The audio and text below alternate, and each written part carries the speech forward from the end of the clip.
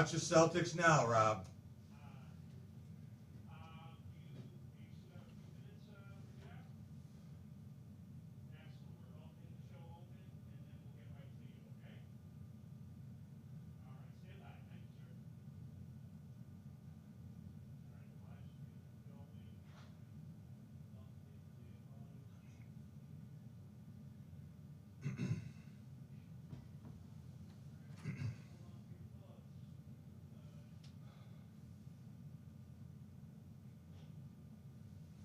This is it right here. Combining a team of reporters, columnists, and commentators. Don't you ever talk about me! Are you serious? Jack Ebling has brought thought-provoking discussion. What are you doing? That's a damn coaching mistake! Opinion. The customer is the one who decides when the future gets here. Oh, no! The ship is on fire! You have to check the report. Are you kidding me? That game was fixed. And overall infotainment. I'll take Jim Harbaugh. What has he done? Crazy cootie coming at you. Quiet, please. In exactly 15 seconds, we'll be on the air. Thanks, big fella. Don't you ever come back here again. No arguments. Those are called ass tunes. So buckle up. You talking to me? It's time for The Drive with Jack Ebling. Yeah, for some reason or another, you sound a little taller on radio. Great afternoon, Mid-Michigan and beyond, and welcome to The Drive with Jack, the Spotlight Radio Network. Jack Ebling here with my producer, Boston Rob, and our video star, Ben Schadel. We are downtown, Spotlight Studios, 105 West Allegan. Got a big show planned for you. We'll be talking college football, pro football, college basketball, and we have some big trade news in pro basketball, some of it involving the Detroit Pistons. Goodbye, Jaden Ivey. I want to welcome in our first guest, Rob, and he's a guy who I loved watching play for Michigan State. Absolutely loved it. Didn't love it quite as much because I'm not a Dallas Cowboys fan, but did see him on three Super Bowl teams in Dallas. That is Dixon Edwards, outstanding linebacker here in the late 80s, and on two Big Ten championship teams for Michigan State. 2 wins over USC in bowl games. Dixon, how are you? I'm doing great. How you doing, Jackie? It is wonderful to talk to you, and it is a flashback. I think I mentioned to you the first time I heard your name, okay? You weren't a 5-star guy, right? But you're a very good player in Cincinnati. And George Perlis in his office, everybody's talking about these high-profile guys and Percy Snow, and he says, hey, I got a great linebacker. I said, oh, yeah, who is he? He says, his name is Dixon Edwards. Okay, I've only looked at 1,000 players, and I haven't seen Dixon Edwards. And I said, how big is he? And he gave me your measurements, which were not at that point impressive. And I thought, okay, is this guy really a safety? He said, no, he's a defensive tackle. You were an amazing high school player, and you also were outstanding tight end, right? Yep. I hold a record. I have a 99-yard touchdown in high school. How about that? As a tight end. Wow. Well, you were a hit anything that moves linebacker. Oh, yeah. And Norm Parker fell in love with you, right? Yes, sir. Yeah, he came to Aiken. And my coach said, because I'm not much of a football fan, right? Yeah, so my coach said, he said, Dixon, we got a school here to come see you, and I said, what school is it? And he said, Michigan State. And I said, well, he said Michigan State. I said, do I want to take a visit to Michigan State? And he said, yes, Dixon. You just look. He had this very sad look on his face. Yes, Dixon. You want to go to Michigan State? And I said, oh, okay, all right. Well, then I'll take the visit. And then I went up there on a Wednesday and fell in love with it. It was a great place, man.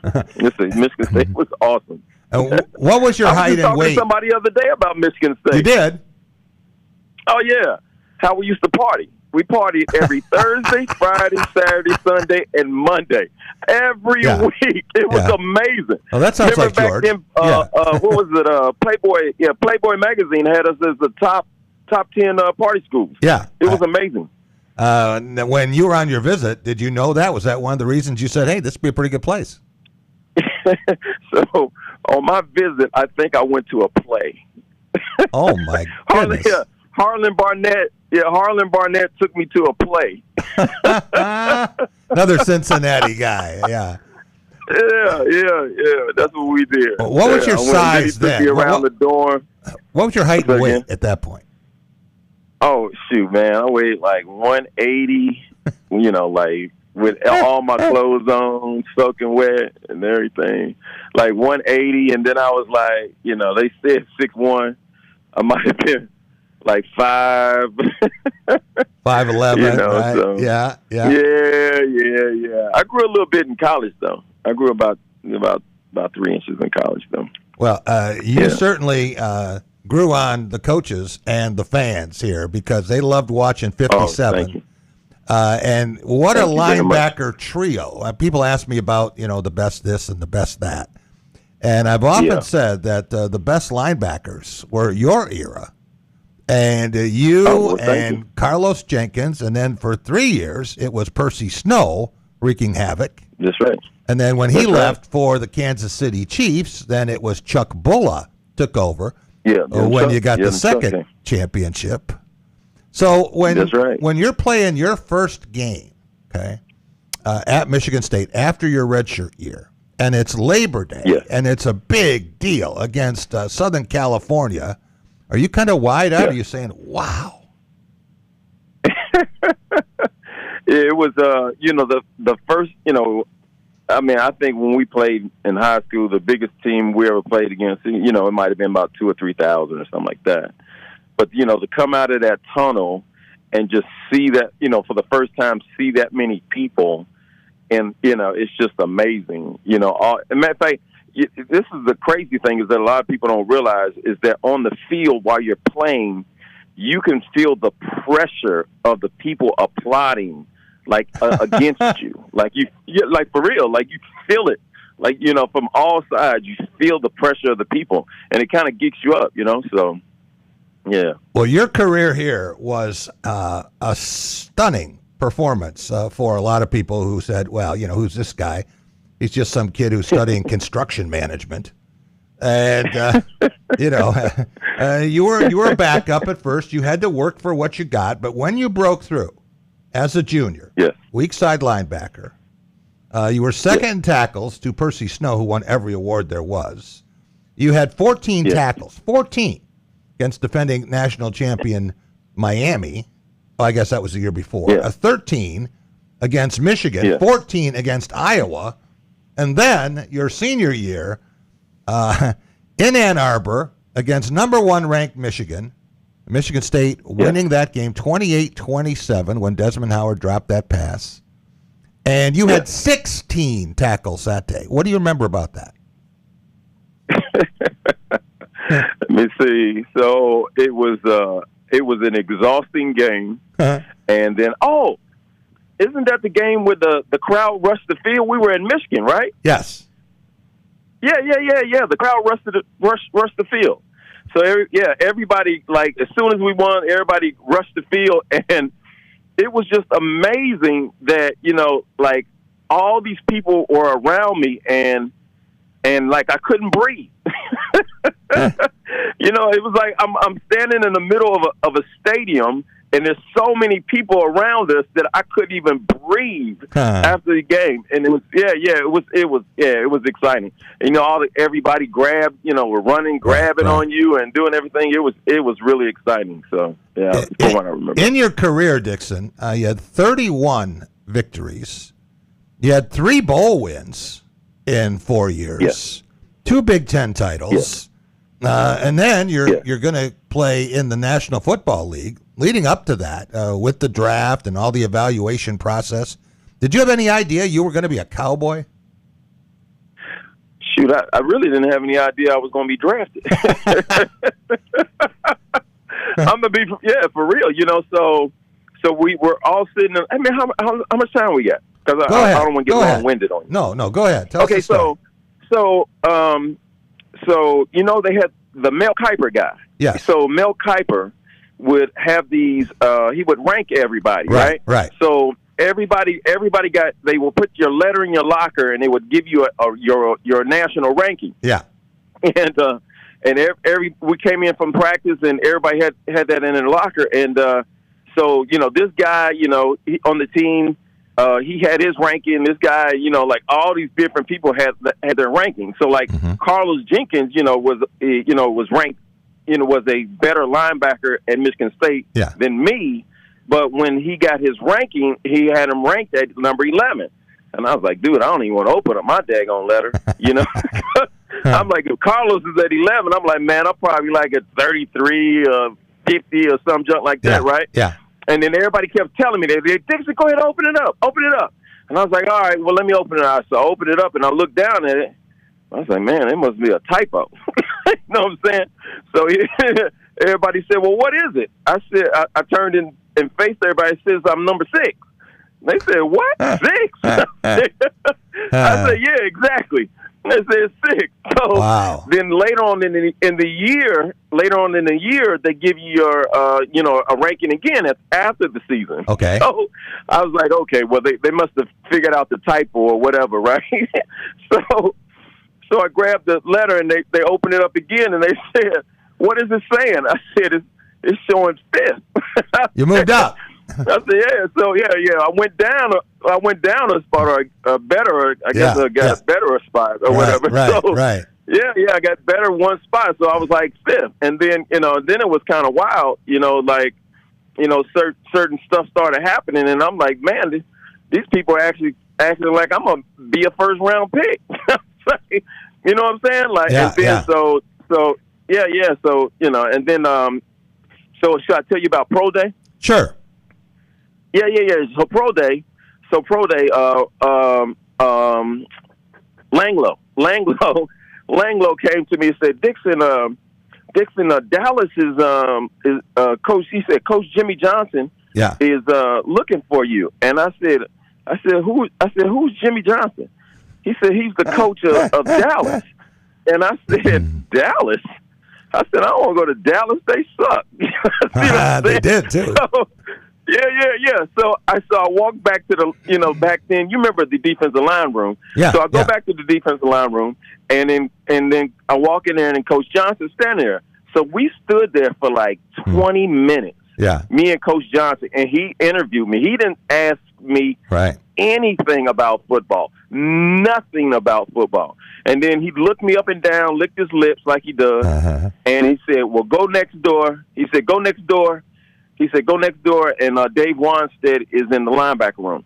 So then I walk in there with Dave Wanstead, and Wanstead is like 6'4", 6'5". He's tall. Like, he's you know very what I'm tall. saying? Yeah. So Wanstead grabs me by my shoulder and just shakes me. He says, "Boy, you sure do play bigger than what you are." Then I said, "Thank you." And then so we sat down, and he said, "Well, what are you thinking about when you're going through a play?" And I said, I just get to play, and then I play. And then he said, I'm gonna teach you professional football. And I said, oh, okay. He said, well, let me teach you professional football. What you need to think about before you get to play or after you get to play, it's what quarter you're in, the time on the clock, where the ball is on the field, the distance, the personnel in the game, and the formation that they end up in. Once you learn those things, then that will give you a good idea as to what they're about to run. So the trick to professional football is anticipation. It's being able to predict what is about to happen than what is happening. Right. Half your work is done before the snap, right? That's what they say. Yeah, and then, like I said, as you get older, it becomes much, much, much more easier because you've already seen everything that stinks. and this is the biggest thing about professional football. It is you only have to do your job. Right. You don't worry about nobody else's job. Right. Just do your job. Right. And I tell people all the time, I said, for me, high school football was hard. It was hard. College football was a little easier. Yeah. And professional football is so easy to play. Don't get me wrong. Everybody out there is athletic. There's a certain level of athletic ability. Right. But it is about your ability to know what to do, when to do it, and how to do it, which makes the position a lot easier or the job easier. Whatever you told Jimmy Johnson and Dave Wanstead must have been the right thing, because the Cowboys grabbed you in the second round, and the rest is history. But I have to ask you two tough questions, Dixon. 3 coaches that you played for, George Perlis, Jimmy Johnson, and Barry Switzer. Yeah. Which one was the easiest to play for? Which one did you like playing for the most? Let me see. Like playing for. If you could do it over and you could play and you could pick one of those 3. Define like. When they're yelling at you and they're blistering your ass, and you don't like any of them, I know. Okay, so if I had to go to war, I would go to war with Jimmy Johnson. Okay, that would be the one. Yeah, that would be the one. And then after that, it would probably be Coach Saban. If I had to go to war. Oh, yeah. Choice. And then I would probably say, then I would probably say my high school coach. Okay. And then George Perlis. Okay. Yeah. Okay. Barry Switzer doesn't get an honorable mention here. Okay. No. Coach Switzer was cool. Yeah, because he was what the team needed. That's because right. Coach Johnson was. He was beating us up. Yeah. Oh my goodness, dude, we were wore out, and a lot of people don't realize that once you win the Super Bowl, the season's over in the beginning of February, right? Yeah. But you're going back to work in March. You know what I'm saying? So you only got like maybe a month off, and in April, as soon as April hits, right, you are in the season. And a lot of people don't realize that April 1st is the season start for players, because you got to try to make the team every year. Right. And a lot of people don't realize that. Yeah. Yeah. There is no guarantee. So you played in some of the biggest games imaginable. We talked about you beating number 1 ranked teams before more than 100,000 people. We talked about playing in the Rose Bowl and all of that goes with it. Yeah. How do you compare that to playing in a Super Bowl? Well, see, college is more emotion. It's more passion. Yeah. I believe in college, whereas in the professional level, it's more obligation. It's your job. This is what you're supposed to do. This is how you're supposed to perform. You weren't partying 5 nights a week, right? You weren't starting on Thursday. I'm sorry? You weren't partying 5 nights a week like you were in college. Oh, heck no! I had a ball in Michigan State. I'm telling you, the other day I was just talking to somebody about Michigan State, and I went home for like 20 or 30 minutes about how we used to have a great time there. But anyway, when college is all emotion. It is passion. Yeah. And as you look, when you get the fans, all the student body, when they become fans and they become it's passionate games, and it's just a totally different game, being that way. And then, because I just don't really remember professional football being fun at all. Like if you go back and look at those games that those things we won, those Super Bowl teams during the season, there's nobody smiling. I mean, like nobody's smiling. And the only time you saw anybody smile is when Coach Johnson got the Gatorade thrown on top of him in the game. Everybody liked that, right? Yeah, like dude, it was not fun. It was hard work. And like it's kind of like how you ever heard Desi Arnaz talk about when he produced I Love Lucy. What'd he say? And everybody used to talk about it was a strict schedule and how hard it was. Yeah, It was not fun. No, nothing of it was fun. Yeah. It was painful, and it was a lot of work. So, but after it's all over, said and done, you just got to go back and do it again. That's why they say the NFL is the no fun league, right? Yeah, I guess it is. Yeah. So I want to go through these Super Bowls because doing a little bit of research on Spartans who have played in Super Bowls, and we have 3 of them in Super Bowl 60 Sunday. But there are three Michigan State players who have won 3 Super Bowls, and that would be you. That would be Herb Adderley, Hall of Famer, who was a star of Super Bowls 1 and 2, and then Super Bowl 6 with Dallas, 1 and 2 with Green Bay. And then Earl Morrall, who actually was in 4 but won 3. He won Super Bowl 5 with Baltimore, and then was a backup quarterback for the Dolphins, including their 17-0 season. So he was there for 7 and 8. But you're one of just 3, Dixon, 3 Spartans with 3 Super Bowls. So so 3 is the top. 3 is the top. 3 is it. You're at the top. Oh, wow. So, hey, I'm up there. Check that out. This guy that had no interest in playing football. Hey, Rob, I asked Dixon in our earlier conversation what he thought about the game Sunday, and he didn't say, I don't know who's playing. But he did tell me that he doesn't pay a lot of attention to football. And I've talked to some other pros, guys who are outstanding players, Dixon, people who are voting for the Hall of Fame. They don't know some of the guys on the ballot. I have no idea. Only thing I know is that Belichick didn't get in, and he got a little bitter, it sounds like to me. Yes. Yeah.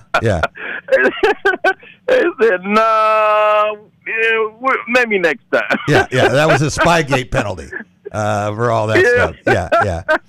So what advice would you give a rookie or someone who had never been in a game like this, and they're going to trot out their Sunday at Levi Stadium in, I guess, the most pressurized event in sports? Someone might say there would be an Olympic event that might match it. But you can't be in any more of a watched or scrutinized event than the Super Bowl. What's that going to be like for them? Wow. So let me see. What I remember about it was, I just don't really remember smiling much or it being positive or joyful or anything, because, like I said, it's all relative to your profession. Right. I just remember the first time that we went to the Super Bowl, it was like we woke up that morning, because you stay at a different hotel than the hotel you were there the week before, right? Okay. So right. So So you wake up and you could just tell that the day is different.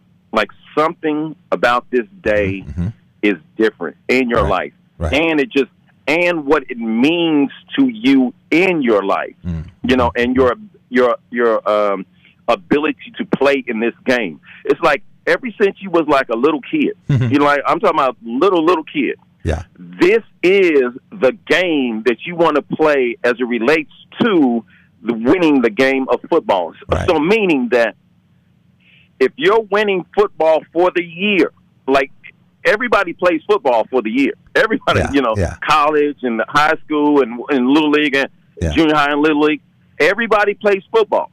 But in order for you to win football for the year, you have to play in the Super Bowl. And you have to win the Super Bowl, meaning that you have won football for that year. That's right. You are the king of the sport.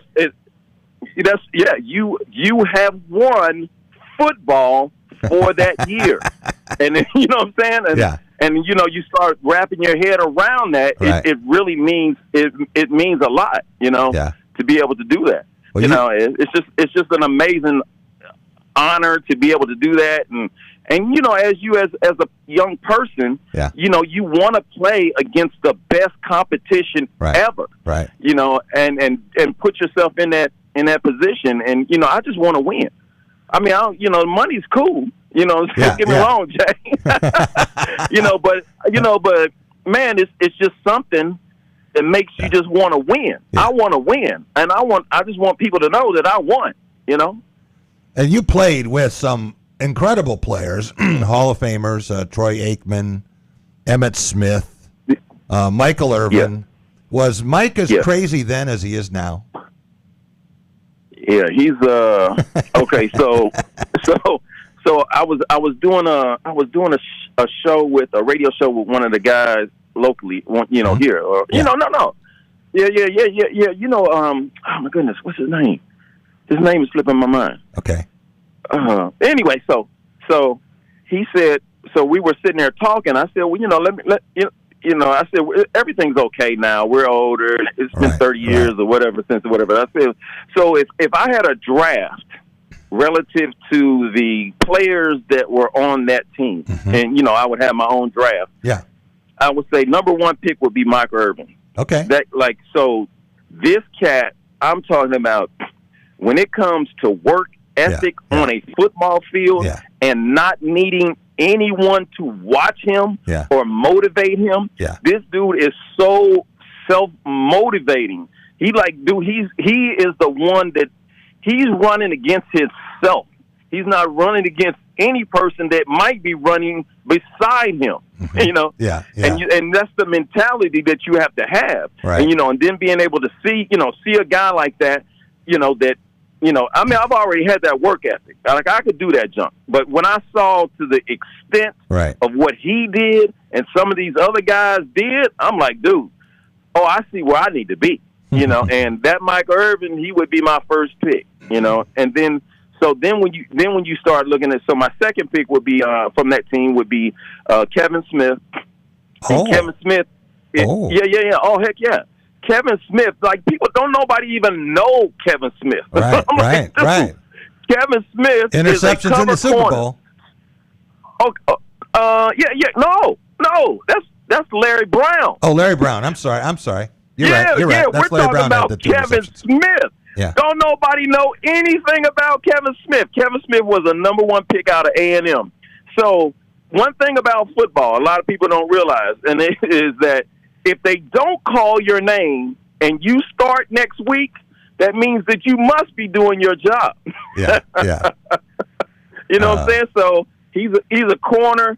They never throw it to him. They never say his name during the game ever, because he is doing his job. His job is to make sure that this guy over here on this side of the field never, ever gets the ball. Ever gets the ball. So what happens is, that frees up a lot of space for the free safety or the strong safety, to come down a little bit, and help with the line and all this stuff. So everybody always wonders, like, how the heck did Darren Woodson get all these daggone tackles as a strong safety? It's because everybody was covered up, and Kevin Smith was out there covering, covering this dude one-on-one without any help. Yeah. And a lot of people don't realize that. So number two would be Kevin Smith. Then number three would be Charles Haley. He's wow. crazy, okay. But he's an extremely smart dude. Extremely smart and dude, Charles Haley. Charles Haley is amazing. So and Charles got like 5 Super Bowls or something like that. Yeah. So then my number 4 guy would be Troy. Troy has a great work ethic. Yeah. He is no BS with him, and all this other stuff. And then a lot, these last two are going to shock everybody. But my number 5. Number 5 pick would be Daryl Johnston. Wow. Everybody ahead of Emmett. Daryl is ahead of Emmett. Hello. Yes. Yeah. Oh heck yeah. Daryl Johnston. Okay. Yeah. Because the thing that everybody doesn't realize, Daryl Johnston was always on the field. You know what I'm saying? Yeah. And he is a person on first down. A lot of people don't pay attention to the importance of first down. Mm-hmm. First down is so important. Yeah. And then after Daryl Johnston, my number 6 pick would be Jay Novacek. And a lot of people don't, and he's the tight end. A lot of people don't. Oh heck yeah, dude! Like, so, Jay Novacek was the best tight end that I ever went against. Not blocking, but as far as receiving and value to the team, Jay Novacek. So this is the deal. You got a first down, depending on where you are on the field, and Jay Novacek can mess around and catch a ball on the first down and get 8 yards. Now, 8 yards, you know what I'm saying, puts a lot of stress on a defense when they got 2 yards to get. So that means potentially most teams If it's second and short, that means you're throwing a bomb. And then you got Alvin Harper and you got Jay Novacek, which is a receiver, and you got Michael Irvin all going deep routes on second down. It puts a lot of stress on the defense. You get what I'm saying? Yeah.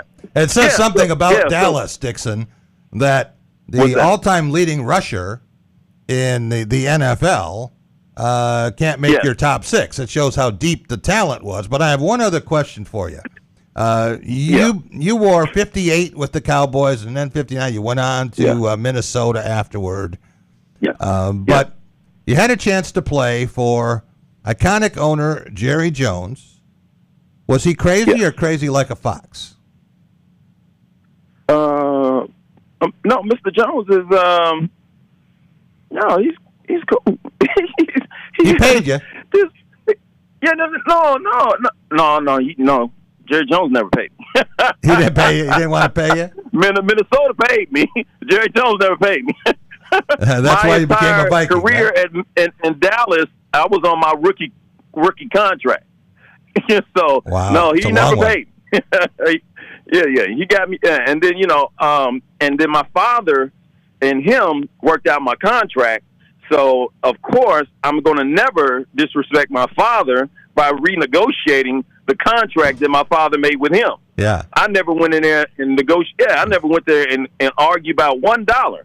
That was a deal that you made with my father. I'm going to respect my father, and I'm not going to trip about the contract that I signed with him and you. All right. But besides, after that deal was over. No. All right. Can you tell our listeners who remember you here in East Lansing and watching you with the Cowboys, what you've done after football and what you're doing today in Dallas? Oh my goodness! So let me see. So I'm an insurance agent.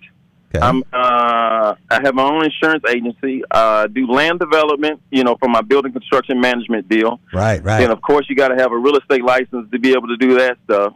And then, but I like construction.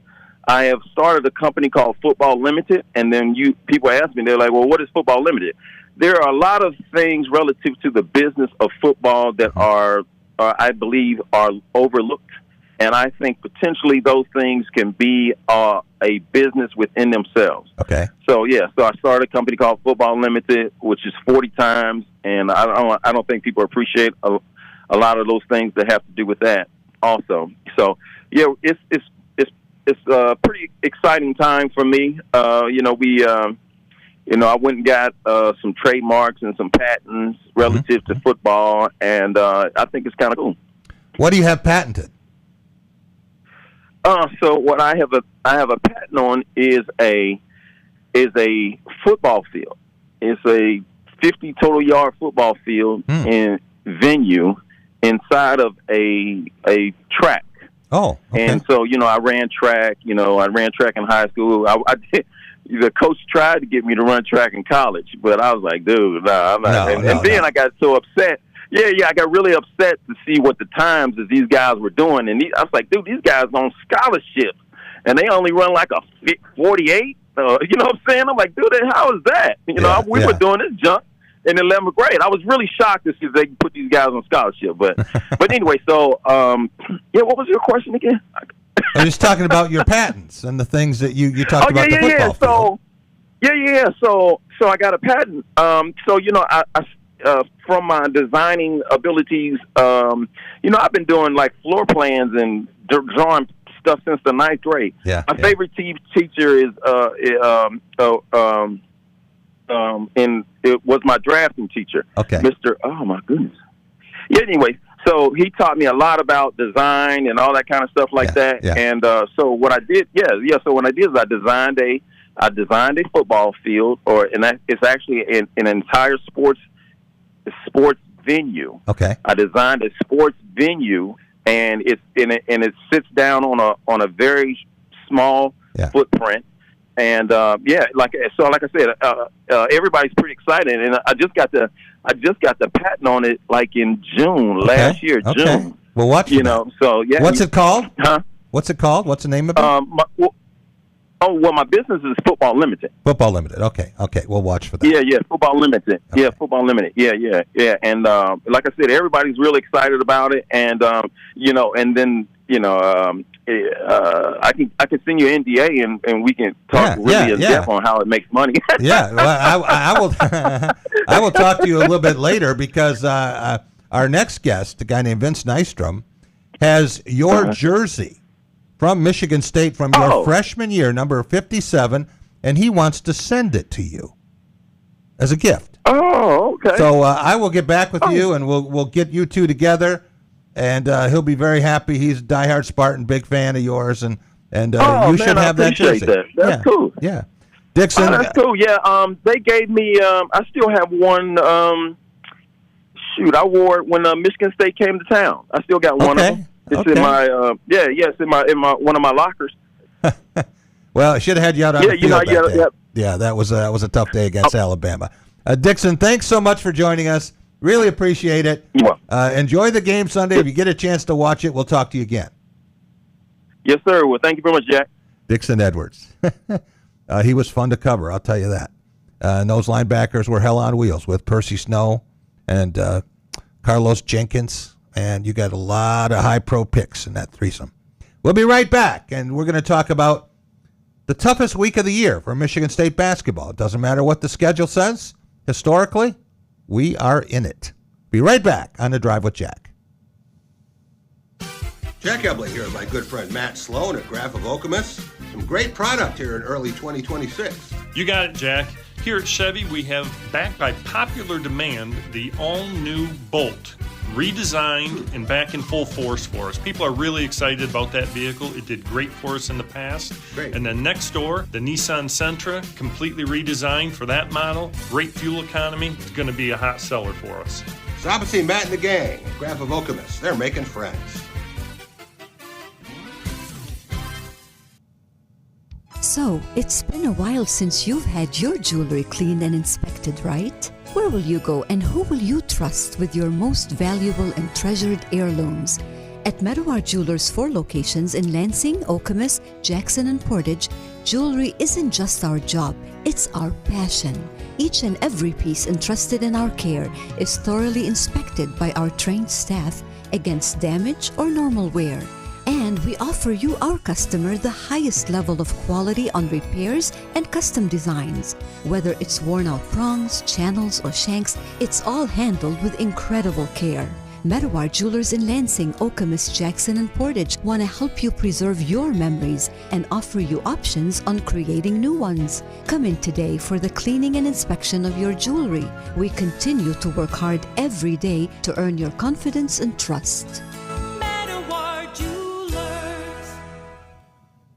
Dean Transportation is looking for compassionate people to join our team of school bus drivers and attendants. Visit deanjobs.com to see all openings. Dean Transportation provides paid training to obtain a commercial driver's license, increased starting pay, comprehensive benefits, and flexible schedules with no weekend shifts. No experience needed. Apply today at deanjobs.com and train for back-to-school season. That's DEAN jobs.com.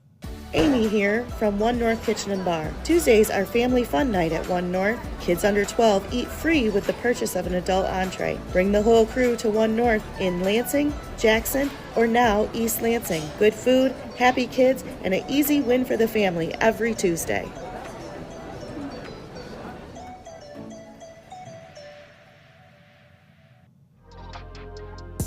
Are you passionate about college sports? Foster Swift Sports Talk is your go-to podcast dedicated to addressing the hottest topics in college athletics, including recruiting practices, NIL, the trade portal, collectives, and revenue generation. Join us as we bring you insights from student athletes, college head coaches, administrators, and other industry leaders as they share their experiences in this rapidly changing arena. Our mission is to share information and help educate student athletes, parents, coaches, and other stakeholders with the knowledge, resources, and strategies they need to to make informed decisions and maximize each college athlete's potential for long-term success. Check out our latest episode where we're joined by Trav Moore and Coach Rob Zimmerman from DeWitt to discuss their state championship run.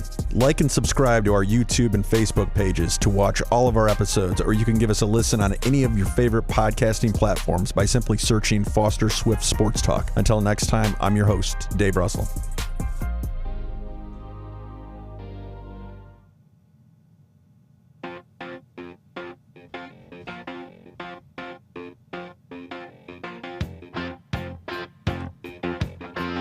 Welcome back. It is the Drive with Jack Spotlight Radio Network. Jack Ebling here with my producer, Boston Rob. Ben Schadel also here, and he's going to join us a little bit later. I want to go back to our guest line.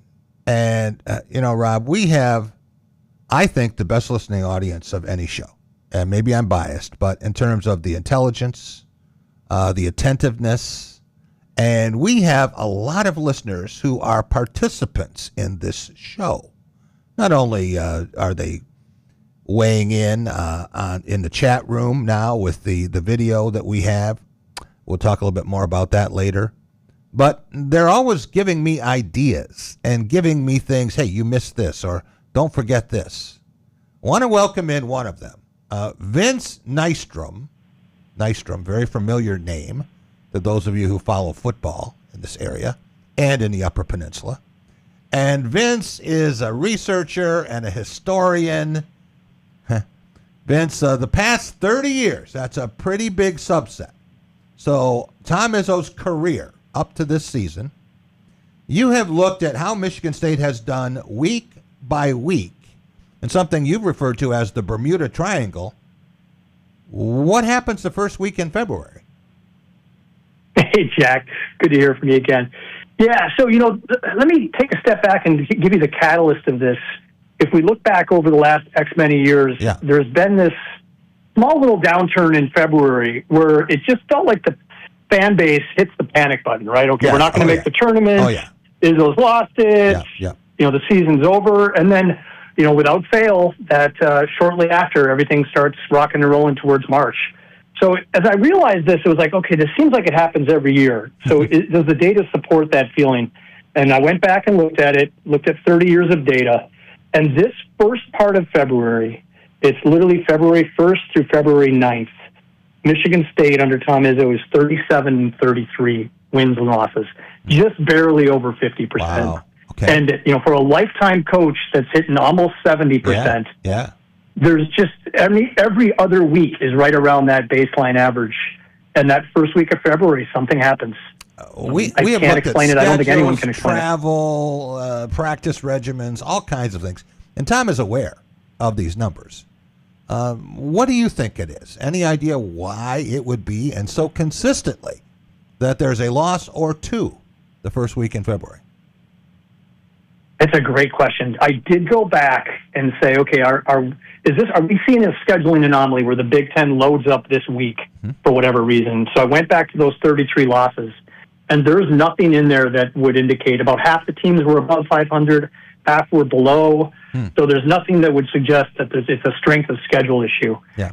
The only thing you can put it on, Jack, and you would know this from your years way better than I would, there's just got to be something in the grind of the schedule, right? You come off a Christmas break, you hit January, you're on the road, traveling back and forth. Now you got the West Coast swing, which is what caught it last year. Right. And there's got to just be something in the grind where, you hit a little blip, and then you build it back up, you get a resurgence, and you roll into March, because that has happened every year that we've seen this downtick. And Vincent, talking with Tom last night, he is concerned not about when the games fall, but certainly with the opponents this week, going to Minnesota and Williams Arena. And he said Nico Medved is doing a fantastic job with the Golden Gophers. They've been ahead in just about every game, but they run out of players. They're not deep, and they get someone in foul trouble or they play too many minutes. Michigan State had that problem last Friday, and they can't quite finish. But he is very concerned about the game tomorrow night.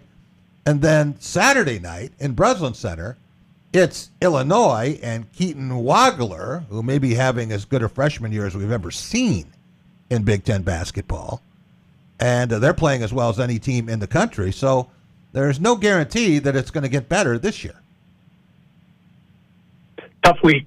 That game at Minnesota is always a bear. I still chuckle thinking about Judd Heathcote sitting there by himself on that bench up on top of the seat. Yeah. So, tough draw, between Minnesota on the road and then Illinois at home. Hopefully it turns around. But the numbers historically suggest this could be a tough week. Vince, I'm smiling because thinking about Judd's farewell tour in 1994-95, and he had a very good team. He had Sean Respert and Eric Snow and Jamie Fike and Quentin Brooks, and they finished second in the Big Ten. But every place he went, he would get a gift, right? And he went to Illinois, and they gave him a football helmet because that's where he slammed the ball off the ground, and it came up and hit him in the nose. And so he was at Minnesota, and it was so hard for him with that raised floor. The floor is up. You sit down below if you're in the first couple rows. And, it took forever for the old man to get up the stairs there. So they gave him a stool. Now everybody has stools. But they gave Judd a stool, and afterward, one of the writers asked him, what did you think about Minnesota's gift? He said, just nice to get a stool here that has 3 legs on it.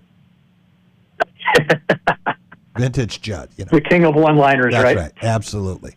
So then Michigan State, historically, over 3 decades, Vince, tends to bounce back, as you said, and they have played a lot of difficult games at the end of the year that they almost missed the NCAA tournament in the COVID year. They had to come on and beat Michigan, had to beat Illinois, had to beat Ohio State, 3 top teams at the end of the year just to get into the tournament. We have seen them handle things the last game of the season more often than not. But I'm wondering if there's something, the way that Michigan State handles its break. I don't mean the fast break. I mean the break at the end of December. And they don't take time off. They work on development. They work on two-a-days. They work on getting better from what they have seen. And maybe there's a point where you do hit a wall, a mini wall, and then you have to pick yourself up and then climb over it. So I don't know. I mean, I would just be hypothesizing on what it could be, but the numbers are irrefutable. Yeah, it's a really good theory, Jack, and you're probably right. There's something in there. You hear all the time about the freshmen hitting the proverbial freshman wall. Yeah. It's very possible, just given the consistency that MSU has had over 30 years. Yeah. MSU is so unique in these types of studies because they are a constant. So you don't have the ups and downs of just performance swings that kind of drowned out the data. This one is consistent, and the way they go about the business, which has been incredibly successful. Maybe there is a wall that comes right around the midpoint of the Big Ten season that's hard to overcome. And you just, mentally, it's got to be more of a mental thing than a physical thing. Because, every day you pick it right back up after. But it's interesting, that's for sure. And Jack, it's interesting that it happens in different years, right? As I looked at the years that we've seen some the most recent years we've seen 2 or 3 losses in a row, was last year on the West Coast string.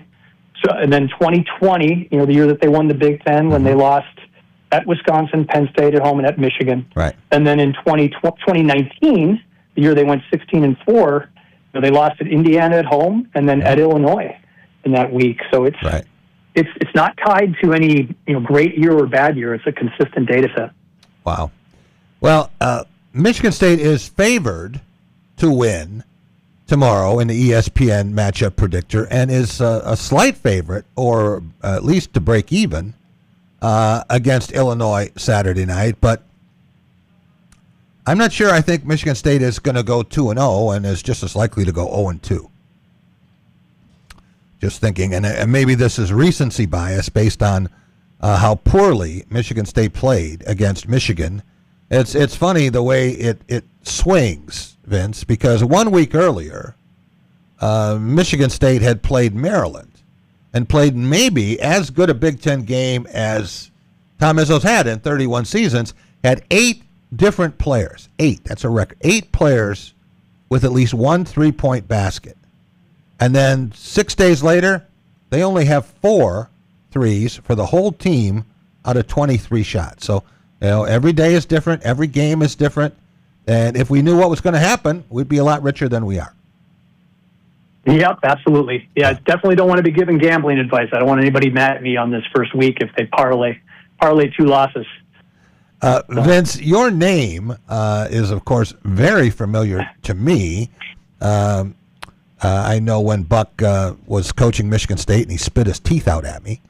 But can you tell us a little bit about the Nystrom football links up to Northern Michigan and to Michigan State? Yeah, absolutely. So it starts with my grandfather, Buck's dad, who is probably the best athlete come out of Marquette. Wow. He had something crazy, I think like 11 varsity letters, which is, theoretically these days impossible, but back then you could play 2 sports in a season. Mm-hmm. He had a full ride scholarship to the year, as close as you can get back in the 1920s, to the University of Minnesota. Okay. And he spent 1 season there, and then some deaths in the family had him come back to Marquette to help support. And then that's Carl's there. Dad, right? Yep, that is Carl, the original Carl. So Carl, my uncle Buck is Carl Jr. Yeah. So his dad is Carl, the original Carl. And then you've got Buck and my dad, who's Buck's younger brother, 4 years behind. Buck, of course, had the tremendous run at Michigan State, both in high school, or both high school success and college, and then Captain, coaching. academic All-American, Rose Bowl, you name it.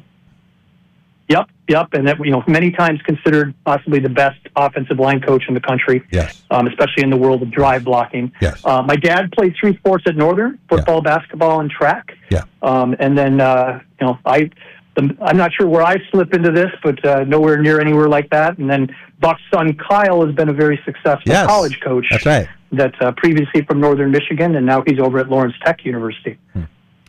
Hey, you do a lot of these kinds of research things, and is this just something that spurs your curiosity? If I call you and say, hey, I got an idea, Vince, can you check this out? You seem like the kind of guy with numbers who could handle things like this. What prompts these projects? It's a cross between being a sports junkie and a total data geek. And where it intersects, I really enjoy spending time, looking up all these obscure data facts, whether it's combined records of state schools and sports and basketball and football, or, really anything else. So, anytime you've got a data curiosity, let me know. I'd love to dive into it. Well, it's interesting that we just had Dixon Edwards on the show, and, of course, he was a star linebacker at Michigan State. 3 Super Bowls, victories, rings with the Dallas Cowboys, and the other 2 in Michigan State history to have won 3 Super Bowls. The guy who played with your dad and was All-America quarterback, Earl Morrill, and then a few years later, Herb Adderley, who went on and was tremendous with Green Bay, the first 2 Super Bowls, and then won a 3rd one with Dallas. So only 3 guys in Spartan history have done that. But you've also crunched some numbers on combined school success from a state.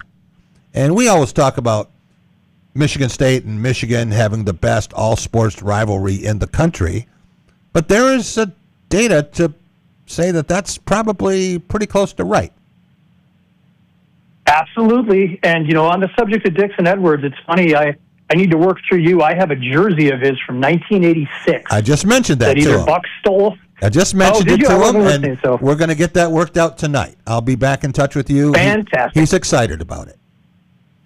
Excellent. Yeah, I don't know if Buck stole it out of Knickerbocker's closet or if I ended up somehow with it, but I've got it and would love to get it back to him. But coming to the question, this goes back over 20 years, and, it's so hard to think about, right? Sitting in a bar with a Michigan fan, arguing against people from Duke and North Carolina or Alabama, Auburn on who's got the better, programs. But right now, after last year, Michigan and Michigan State combined over 20 years have the best combined football and basketball programs. They're ahead of Alabama, Auburn, ahead of Florida, Florida State, ahead of Cincinnati, Ohio State. Of course, Ohio State's carrying that. Right. So they're 4th in basketball behind North Carolina, Duke, Kansas, Kansas State, Kentucky, Louisville, and they're 9th in football. And we won't go through the whole list ahead of them. Alabama, Auburn is number 1. Right. But you could win a lot of arguments if you're sitting in a bar having a conversation of which 2 teams, even though they're bitter rivals, have the best athletics in the country. And if you put hockey in, it blows them out of the water. Of course, some of those schools don't have hockey. Ohio State does.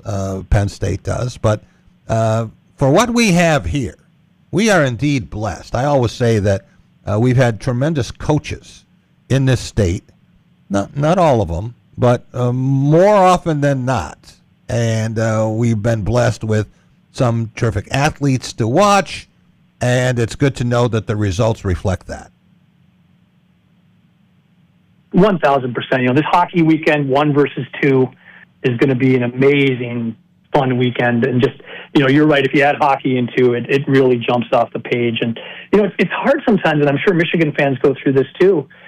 Sometimes when Michigan State is having a great year, Michigan's having a fantastic year, and vice versa. Yeah. And you don't realize how successful your own program is. Right. This could be a case of that this year in football or basketball, possibly both ways. But you put them together, and it's really a powerful duo. And when you think that Michigan State has the last hockey championship, NCAA hockey championship of any Big Ten school back in 2007, has the last NCAA basketball championship, men's basketball, of any Big Ten school back in 2000, and that Michigan had a national championship in football, tainted as it may have been, back a couple of years. So, the success in the 21st century has been there. And I go back through some schools, Vince, that you would be familiar with. And Minnesota, for example. Minnesota hasn't won a Big Ten football championship. Big Ten, not national. Big Ten football championship, or shared it, since it got a 1/3 sliver back in 1967. And the only time the Gophers have been to the Final Four, they had to vacate that because they had problems with the NCAA and sanctions. So, Michigan State and Michigan combined have given us tons to watch, and we are indeed blessed. Absolutely. Just an amazing success. You throw in Detroit sports as well, and we live in a wonderful spot in the country. Vince, I will be in touch with you about the Dixon Edwards connection, and I'll probably have a couple of ideas for you long range to start researching.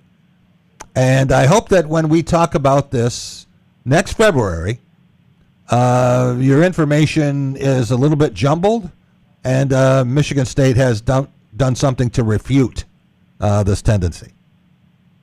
I would love that. I hope it flips itself upside down. All right. Look forward to connecting later on. All right. That is Vince Nystrom, and we will be right back. Jim Stark is in the house, ladies and gentlemen. For those of you watching on YouTube, you get to see Jim's smiling face. I don't know. Oh, he just gave me a scowl. I'm not sure I would describe him as eye candy. We'll have to wait for Ben Schadel for that. But, female listeners, you may want to stay tuned. We will be right back with that and much, much more coming up on The Drive with Jack. Dean Transportation is looking for compassionate people to join our team of school bus drivers and attendants. Visit deanjobs.com to see all openings. Dean Transportation provides paid training to obtain a commercial driver's license, increased starting pay, comprehensive benefits, and flexible schedules with no weekend shifts. No experience needed. Apply today at deanjobs.com and train for back to school season. That's DEAN jobs.com. Hey Jack, I'm looking for a lunch deal that actually scores. One North Kitchen and Bar has a 2 for $12 lunch combo, right, Jeremy? Absolutely. We can mix and match half sandwiches, salads, soups, or classics like cheese quesadillas and personal pizzas. Weekdays 11 to 2 and Saturdays from 10 to 2. One North. Easy win.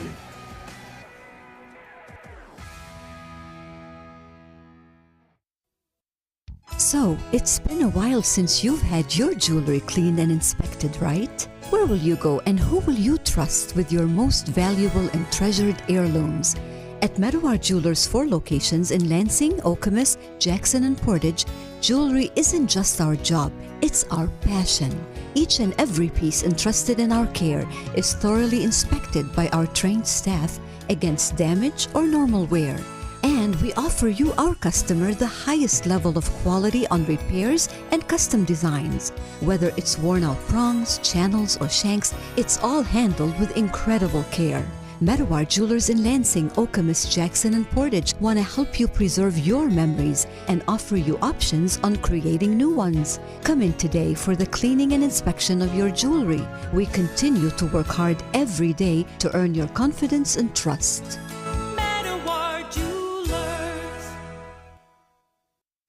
Jack Ebling here with my good friend Matt Sloan at Graf of Okemos. Great time to get a great vehicle. Fantastic time, Jack. 0% financing is back. Hard to believe this time right now we can get a vehicle with zero interest. Wow. And if you're looking to pay cash, how about rebates up to $10,000? That's unheard of lately, right?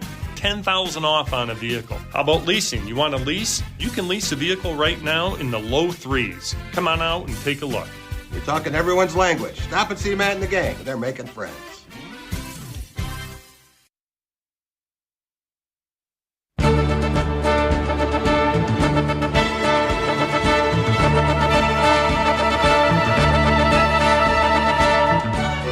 Welcome back. It is the Drive with Jack Spotlight Radio Network. We are downtown today at our beautiful Spotlight studio. That's why you are seeing us on YouTube. Jack Ebling here with my producer, Boston Rob. Ben Schadel is here. He's going to be joining us later to talk some MSU women's basketball. Big game tomorrow against Maryland. We want to welcome back Jim Stark, who was in studio quite a bit talking baseball, and we are going to talk baseball, but so much news with the NBA and the Detroit Pistons, Jim. Well, we knew it would be, Jack. By the way, the one hope I have for being on camera, I don't think I ever broke a camera on your TV show, right? No. So that's good news. So at least I'm past that part. I'm not worried about breaking anything. Now, whether I turn your viewership down, that's another story. So, but the Pistons finally made a move with Jaden Ivey. Was in every trade rumor you could read for the last year. Why?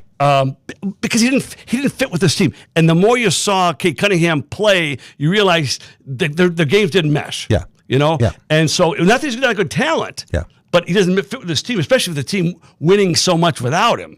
Right. So he was the obvious trade bait, but I don't know the one they got. The Dario Saric, the big guy, he's only played 5 games this year. Yeah, and I don't think they even care about him. No, I think he's an expiring contract. Yep. That's what they wanted. But they didn't address that. They did address the shooting guard, which is what Herter is. Yeah. But he's not going to shoot 40% over 300 threes like they lost. Right.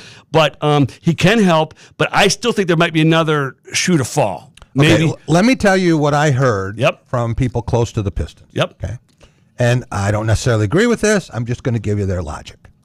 They think that Dario Saric can come in, maybe give him a little help, but they think Kevin Herter is a better three-point shooter than Jaden Ivey, and they need a second sniper to go with Duncan Robinson, because Duncan's going to get most of the attention. Cade is not a super reliable threat from beyond the arc. He can hit some, but that's not why he's out there. Right. And if they can space the floor with 2 of these guys who are threats, it's going to make Cade even more effective. Without a doubt. And that's what Malik Beasley did last year. That's right.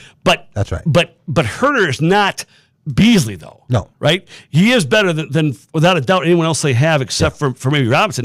But I don't think they really when you watch if you look at the box scores, Jack, when you see them struggle, it's usually because they didn't shoot threes very well. Yeah. And not a very good 3-point shooting team. So Herter will help. Yeah. But is he as good as, say, Tim Hardaway Jr. from last year? Probably about the same. Is he as good as Dennis Schroeder? Yeah. So have they really improved? I don't know. But certainly over this, they got something usable for Jaden Ivey, which is a plus. Yeah.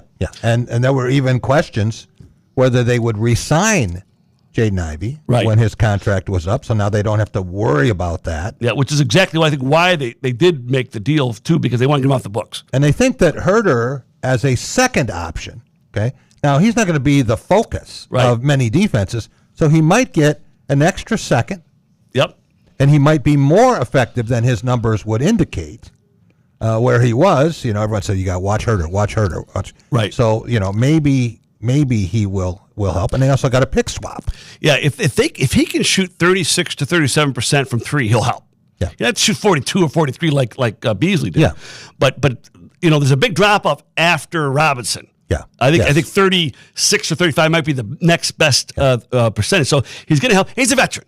Right. And this team is still young. Remember that. This team is still young, and they lost a lot of veteran talent last year when they lost Schroeder and they lost Tim Hardaway. There's a lot of veterans. So he'll help with that. I wanted him to keep Dennis Schroeder. He was a guy I thought last year came in. But, you come into decisions, Jim, salary. Yep. And everyone says, well, they got to get this guy, they got to get that guy. Yeah, but the better the player you acquire, the more you have to give up. Yep. And were the Pistons willing to trade? They weren't willing to trade Osar Thompson. Right. Doesn't look like they're willing to trade Ron Holland. Yeah, I think Thompson was a deal breaker. They might have Holland with the right trade, but obviously, because Tobias Harris is a great trade chip because he's expiring contract. Right. And with a big money player, you got to have him because the contract's got to match. Yeah.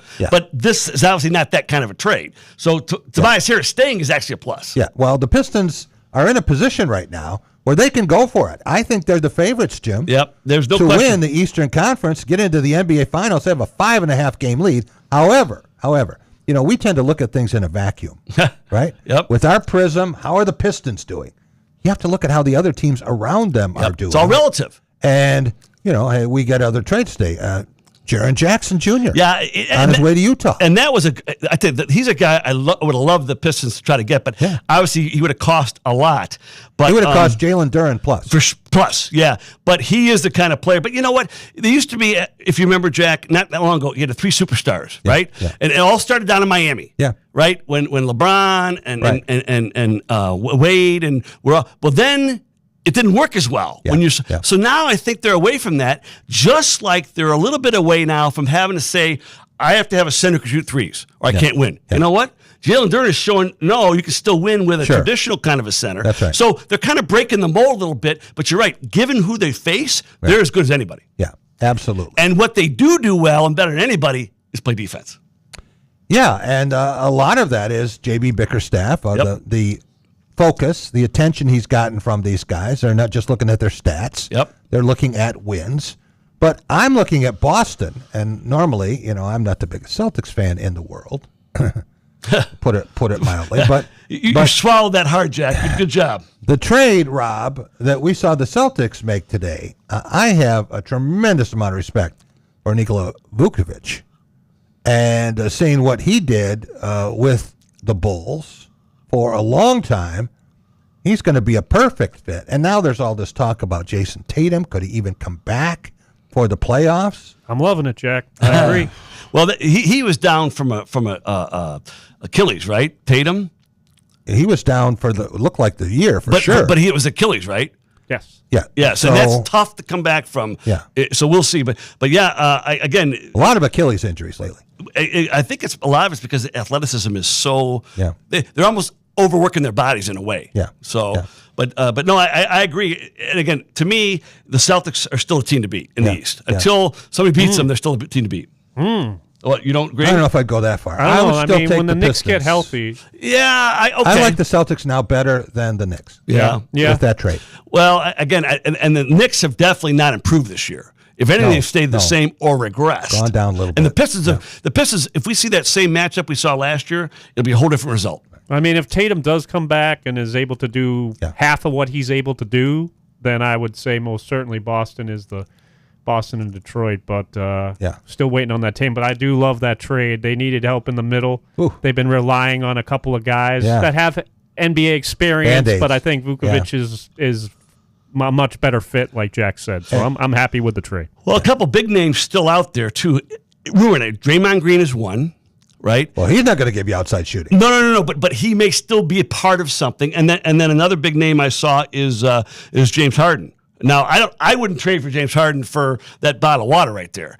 But some team may look and say, oh, he's what we need. But he's an exact duplicate in terms of ball dominance to Cade. Yeah. No, I'm not saying the Pistons would, but he's still, it might be, and the Pistons still have, because they didn't use a lot of the cap room, they have room to be part of another trade to help someone other trade. That's where I'm going with this. Yeah. They could still be part of something as taking a player, maybe an extra player, whatever. So you don't think they're done? I don't think they're done. No, I think they want another power, someone who could play the 4, at least a solid 4, not a 3 pushing to be a 4, which is what they have now, but a solid 4. Well, they'll get something out of Saric then. Well, we'll see. Maybe. Hey, if anyone gets something out of a player, it's B.J. Bickerstaff. He seems to know how to put a guy in a position to get the best out of him and be successful. How surprised are you after a 44-win season last year that the Pistons are 36-12? That is a 750 win percentage. Remember when the Pistons won 17 games and then they slumped and won 14 the next year? Way back 2 years ago? Yeah, right. Yeah. And then before that, I mean, we talk about this all the time. We were sitting there watching the playoff game, the last one before last year. Yeah. With the Pistons and Milwaukee, and that was still the Blake Griffin. That was still his team. Yeah. So I mean, they didn't rebuild, but they rebuild quick. But they drafted good players. But again, the key is, I'll give Tom Gorse a lot of credit. He ate that contract from Monty Williams and said, "Oh, B.J. Bickerstaff's better. Let's go." That was, a lot of owners wouldn't do that. And he did it, and that, to me, is as important as any trade made for on the court talent. Jim, when you are 17-65 and 14-68 in back-to-back years, you have 31 wins in 2 years. You better draft good players. Yep. Because you're going to have the 1-1 unless the lottery screws you up. And they've done well looking for players on the market too. They have little bargain players coming in. They've done a good job with that, adding some of those keys. But again, I still think Bickerstaff is as important as any of the players, except for Amy Cade, on the court. Coach of the year, Bickerstaff. I think what he's hands happens down. at this point. So. I mean, to take the team 2 years, what he's done, and the way he's instilled defense in a league that doesn't play defense. Well, they're the second best record in basketball, and everyone expected OKC to be where they are. Coach of the Year awards are judged on expectations. Yep. So everyone knew that OKC had a great chance to repeat as champions. I don't think the Pistons were overwhelming choice to be the best team in the East. Probably the Knicks were, right? Nope. Oh, at least Knicks or the Celtics. Yeah. Well, you think Celtics after the injury, maybe not. Maybe not. Cleveland, I heard a lot. You think about Eric Spoelstra when he won Coach of the Year. Yeah. When he had the great players, you think, well, that's a no-brainer. Now, it turned out it wasn't a no-brainer. He's a better coach than we ever gave him credit for. Right. But a lot of times, you're right. They pick it because it's the popular pick, or like you say, the one we expected to be good. But it's hard to pick a guy for Coach of the Year when you got superstars coming out your ears. Who is the player on the Pistons? And Jim, you've been down there a lot. Who is the guy that fans are not fully appreciating what he means to this team? Oh, good question, Jack. Man, that's a great question. Because Isaiah Stewart, I would have said last year. Yeah, but that's changed. Yeah. They appreciate what he does now. Maybe Austin Thompson, because he does that dirty work that people really don't maybe get it as much. They love when he slams down a alley-oop dunk. Right. But I don't think they appreciate his whole game, how good he is at playing the dirty job of defense. But he was a high lottery pick. Oh, yeah, number 7. So the guy I was thinking of was Dennis Jenkins. Yeah. Well, St. John's, I mean, people said, he's not going to be a pro. The thing is about him, I've been arguing with a friend of mine. Oh, he's a G League player. Sometimes a player who's in a bad system or a system that doesn't fit him can find a system that fits him, and he can show that. Yeah.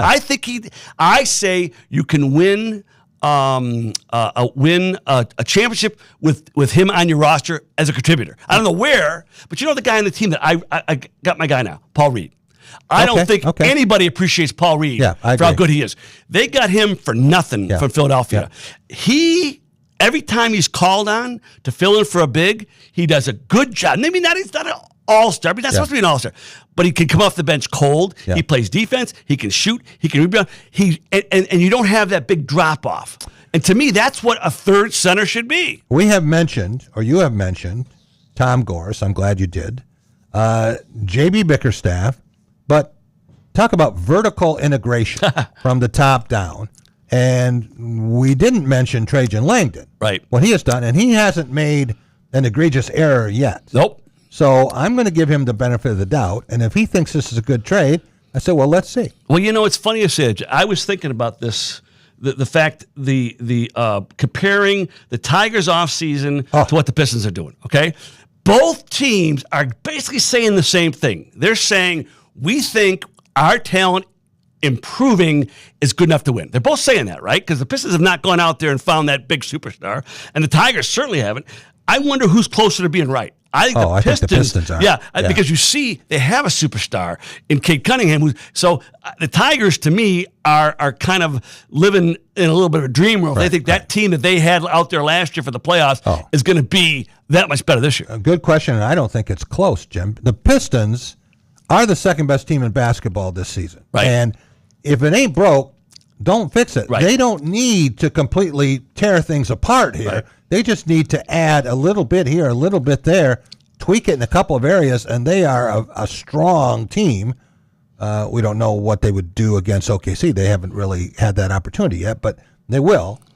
And so I think that's very different from the Tigers, who you take Tarek Skubal off this team, which is coming, and I'm not sure. I know they have great young players. We saw that when they refused to trade them. Or at least their farm system now is ranked number 6 in baseball. Right. It's dropped. It was 3 last year. But, so if they are number 6 in baseball, that's way above the norm. Yep. That's going to help. But I don't think the Tigers have any urgency. Well, urgency is the word, Jack. I agree with that because if they think McGonigal is going to step in and be a Rookie of the Year, who knows? Who knows? Right? Who knows? But that shouldn't be your plan. Right? Because who's your shortstop this year? You're going to start Baez? You're going to go back to one of the other guys? It's a free agent, and I heard the Tigers might have a little interest in. I couldn't believe it. Jose Iglesias. He's hit well. But he was always so inconsistent as a defense. He could make he's Baez. He could make the great play and kick the easy one. Maybe Baez will be their shortstop. Well, again, Jack, you win with strength up the middle, okay? Yeah. The catcher, no question. Yeah. The other 3 spots up the middle are all still big question marks. Which Baez would you get? Would you get the one who came on last year and was definitely a plus player? But was it defensively shortstop a plus player? I don't know that he was. I think he was average. Yeah, he was average. Yeah, he was more of a novelty with the center field and the All-Star game. But you're not playing him in center field. No. So I think a team that has 3 major question marks out of the 4 key is not ready to say we're ready to go. And again, we talk about what the Pistons did relative to the other contenders. Right. I look at the other teams and the moves they have made. They've made themselves better. Yep. Are the Tigers any better? Well, and one thing I will say in the Tigers' favor is you look at what's really improved on the Pistons this year. Obviously, Cunningham's taken a big step up, and so is Duren. Their 2 young stars made all-star jumps, right? Yeah. So if 2 Tigers make all-star jumps, whoever those 2 pick 2, right? Yeah. Maybe they could make that same kind of jump, but to me, with that sword of Damocles of Tarek Skubal hanging over your head. The pressure's going to go. The clock is going to be ticking if you get off to a slow start. If it's July and you're not in first place, what are they going to do? Then they're under the gun to trade Skubal. Yeah, and the whole thing, the value goes down if you're forced to trade him. Absolutely. Yeah. I'll wait till you have to trade him. Yeah. But again, they've done. Adding a 38-year-old closer might be okay, but it's not can't be your key move for a team that didn't win in the playoffs last year. Kenley Jansen really going to be that much better I don't than know. Will Vest? The other options they had. At 38? Right? He can't pitch every night. I mean, he hasn't been consistent every year. He had a pretty good year last year. Yep. Not bad. He could be a part of something. Yes. I would say if you had a known closer and you brought him in, great. It's your depth guy. Yeah. But it's like bringing Finnegan in. Finnegan's not your closer. Right. He's a depth guy. But again, so who is that star, 2 stars, is going to lead the way? Skubal, I think that's such an X factor. Because if he does well, he just drives the price up, and it becomes less likely you're going to keep him. Well, if they really wanted him, they wouldn't piss him off with that insulting arbitration offer. I was talking with Ben and Rob in the lobby waiting to come on. I said, why do you want to make him mad? What good does that do? When you've got a agent like Scott Boras, he'll do it on pride alone. And here's the thing. You're embarrassing Scott Boras in addition to embarrassing Tarek Skubal. There are 2 factors here, Jim. With Scott Boras, historically, he's going to get the most money for his client that he can, and that's his job. Right. That's what he is supposed to do. But it's actually, he does it for pride too. Yes, that's true. He wants to be the super agent as well. Yeah. And that's what the Players Association wants. They want him to get as much as possible because it drives the price up for every other player. Every boat gets raised up when the water goes up. Yep. But I think, beside the fact that he may wind up going to a bigger market team. I'm betting he will. He's not trying to leave Detroit. He's not begging for a trade back to Seattle or the West Coast where he's from. He loves it here. His wife loves. He's gave every indication he would stay with a decent. He might. You saw him at LCA. Yep. You might even take a bit of a discount. Maybe not a lot, but I'll tell you right now, you can't be half like they've been. That $90 million offer was ridiculous. If you're going to take someone out to dinner, you don't buy dog food, right? And you don't split the check. There you go. You treat them like they're who they are, and maybe you win them over with. Maybe if they just said, you know what, Tarek, you are worth $32 million. I'll give it to you, but I'll also give it to you for 3 years or 6, whatever it is, and use that. But don't. It's embarrassing to what they did. Again, where's it get you? Exactly. Just put the Dodgers uniform and get it over with already. Just okay. Well, you know what I said, Rob. I'm sticking to that. I know you are. And Jim, you're going to be surprised to hear me say this. Okay. Oh, you don't like the Dodgers getting more good players. I want the Dodgers to win 130 games. Not lose a postseason game. You want to fix baseball? I want to fix baseball. Yeah, I want this thing to be so broke that they don't play in 2027. I had a long discussion the other day about the salary caps in all the sports, and the baseball is the one oddball, and they better fix it because all you have to say is in football, the Green Bay Packers are as competitive as anybody. That's all I got to say. Why a fair money distribution is critical for baseball. 10 teams in major leagues are the Washington Generals. Right. So. Those teams have no chance of winning. Now, they may win the playoffs or get in. They're going to win the World Series. Congratulations to Milwaukee. That was fantastic. But they had to draw to an inside straight 3 times to do that. Exactly. And they beat. They got lucky and beat. It's very frustrating to see this. Yeah. But again, let's look at it this way. How many teams in NFL football have a chance to win every year? Look at the Patriots. How quick they flipped. Sure. It's called parity, gentlemen. It's what they want. 14. They want every team every year to have a chance to win. Baseball, could not be further than in baseball. No.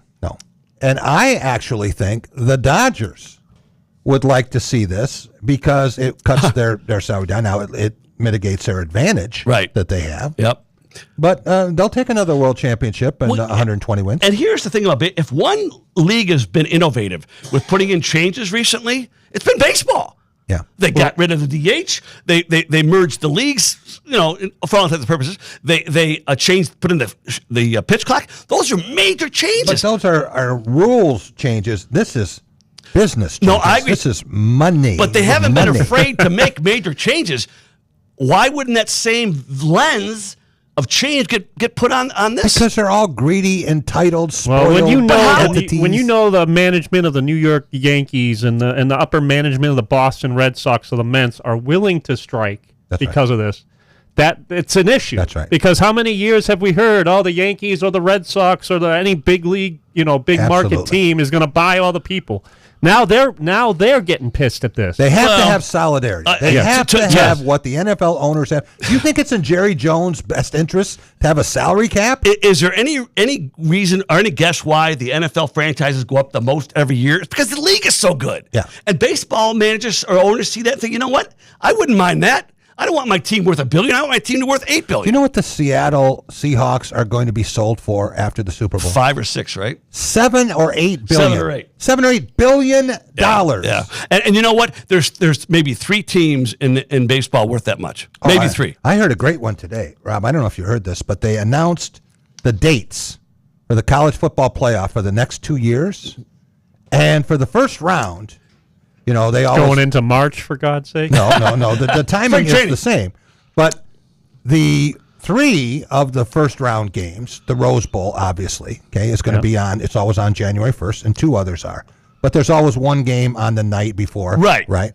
So this year they have moved it. It would be normally Thursday the 31st. Okay. They have moved that game to Wednesday the 30th, giving one team 2 more days to play. And you know why they've done it? Because they're scared of the National Football League. They won't go heads up against the Dolphins and the Jets with a playoff game.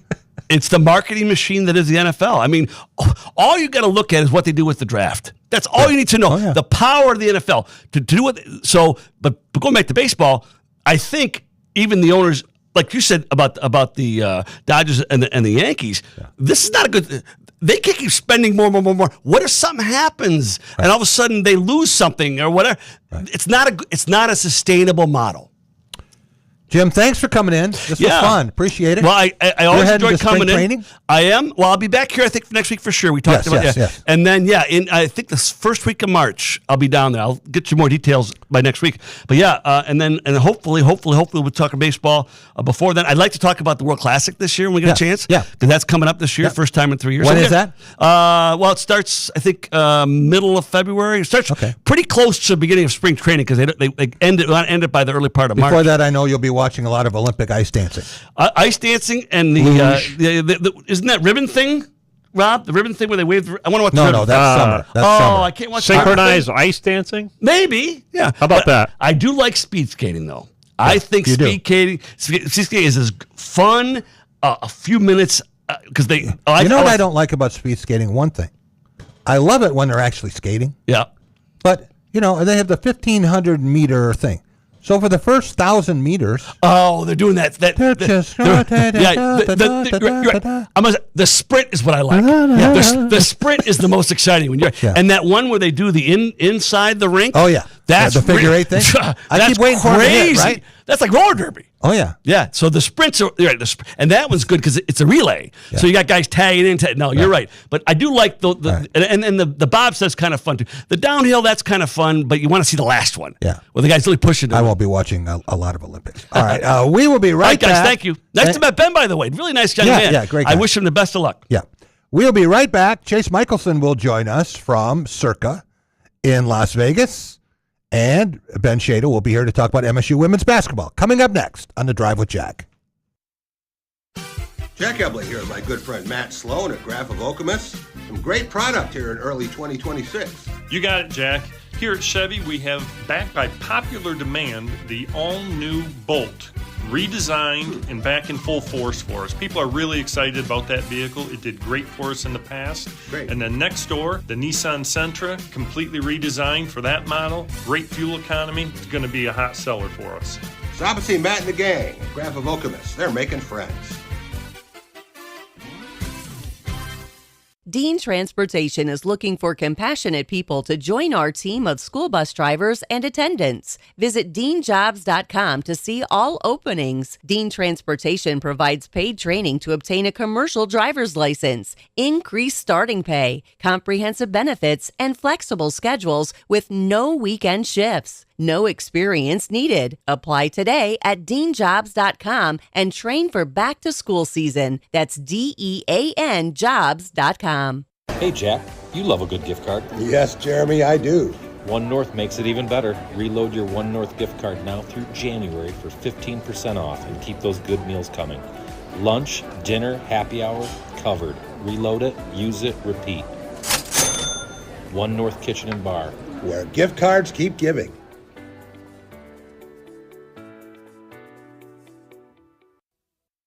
So, it's been a while since you've had your jewelry cleaned and inspected, right? Where will you go and who will you trust with your most valuable and treasured heirlooms?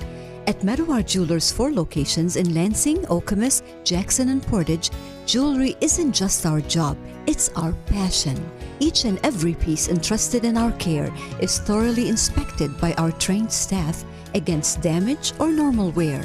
And we offer you, our customer, the highest level of quality on repairs and custom designs. Whether it's worn out prongs, channels, or shanks, it's all handled with incredible care. Meadowar Jewelers in Lansing, Okemos, Jackson, and Portage want to help you preserve your memories and offer you options on creating new ones. Come in today for the cleaning and inspection of your jewelry. We continue to work hard every day to earn your confidence and trust.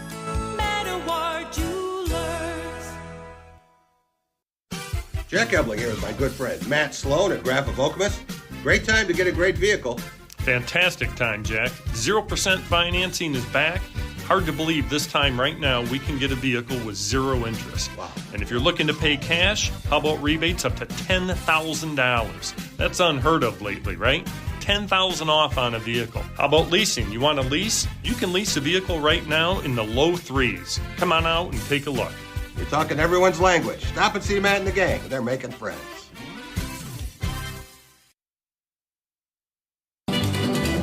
Viva Las Vegas.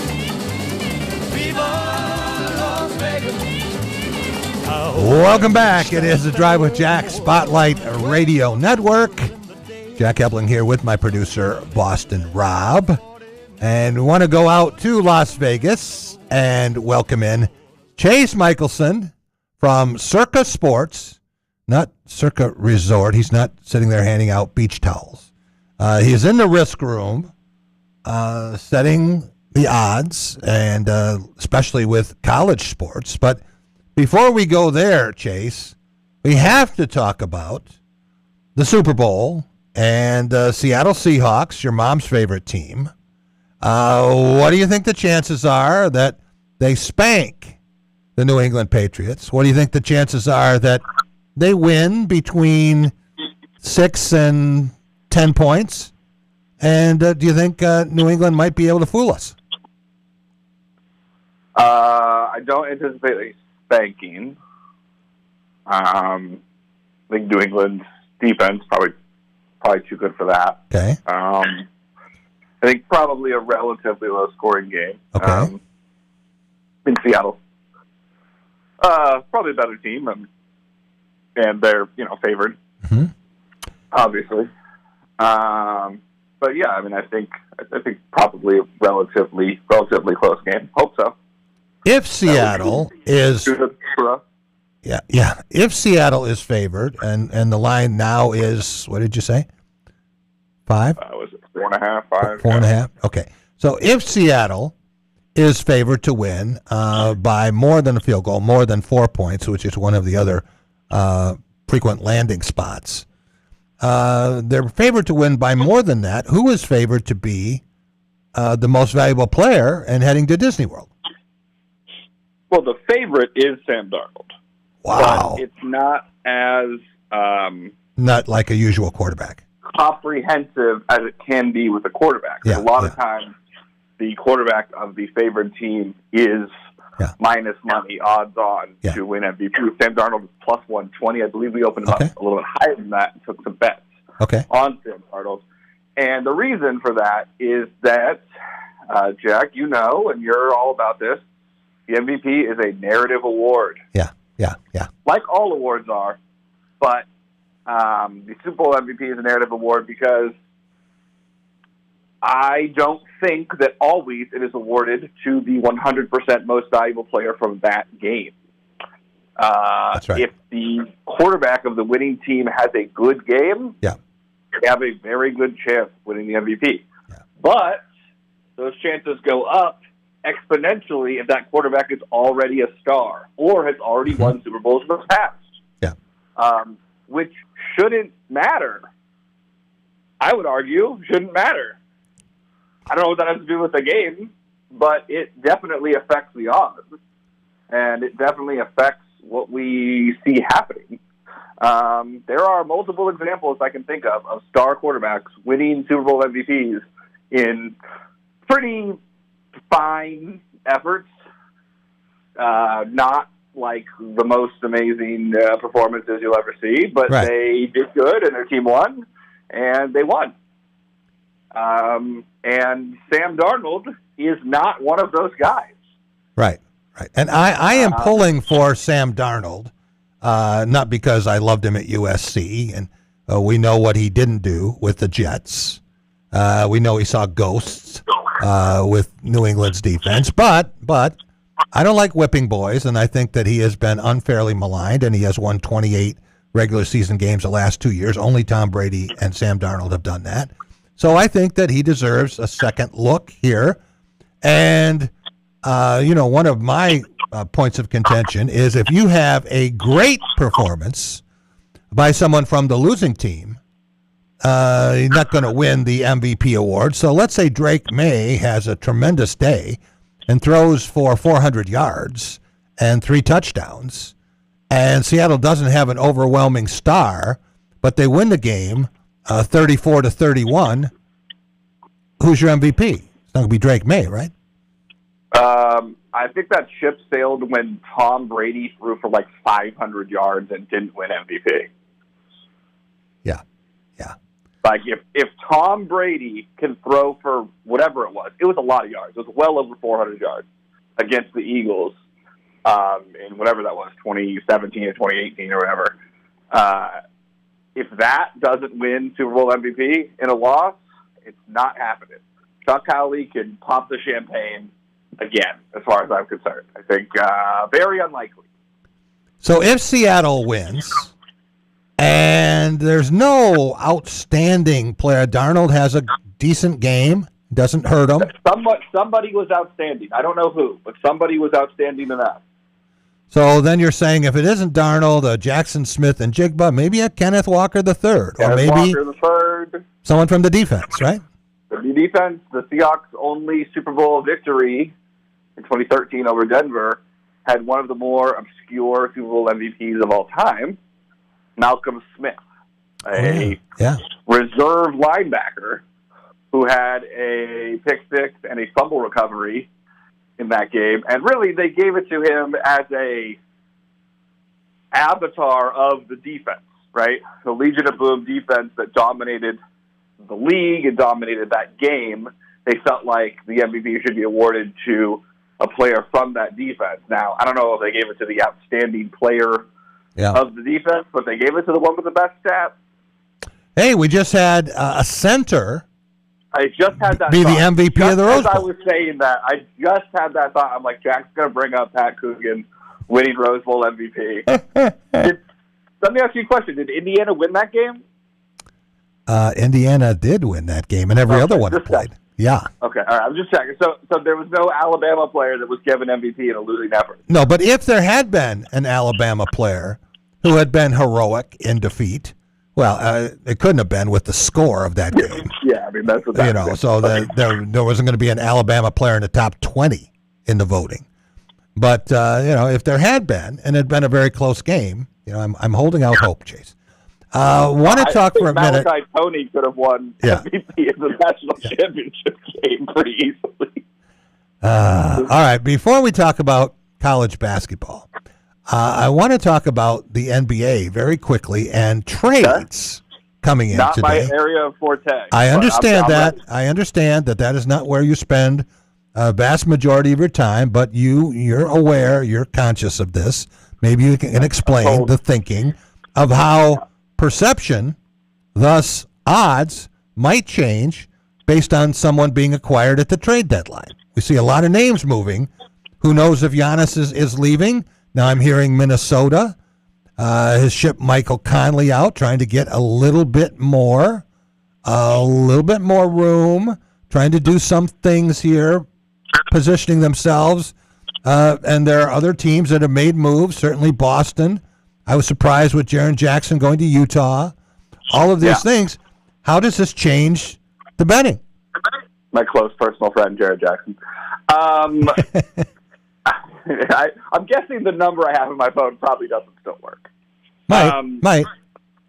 The Cavaliers, this is a very good example, Jack, of what you're describing. Yeah. We took a bet on the Cavaliers to win the championship 20-1. Yeah. 2 hours ago, I think, when I was in the risk room. I drove home and I look at Circa Sports Nevada app, and the Cavaliers are 8-1 to win the championship. Ooh. And that is because there is large-scale speculation that they could be a destination for one proven playoff performer, James Harden. So that's how you get that, and other reasons. And I know our NBA guys like the Cavs, and I don't want to talk too out of school, but the point is that these things can move quickly. Yeah. We're a few days past the 1-year anniversary of by far the craziest moment that I had in my time at Circa Sports, which was I was winding down on a Saturday night. Yeah. Just finished up some college basketball halftimes and was passing things off, getting ready to leave.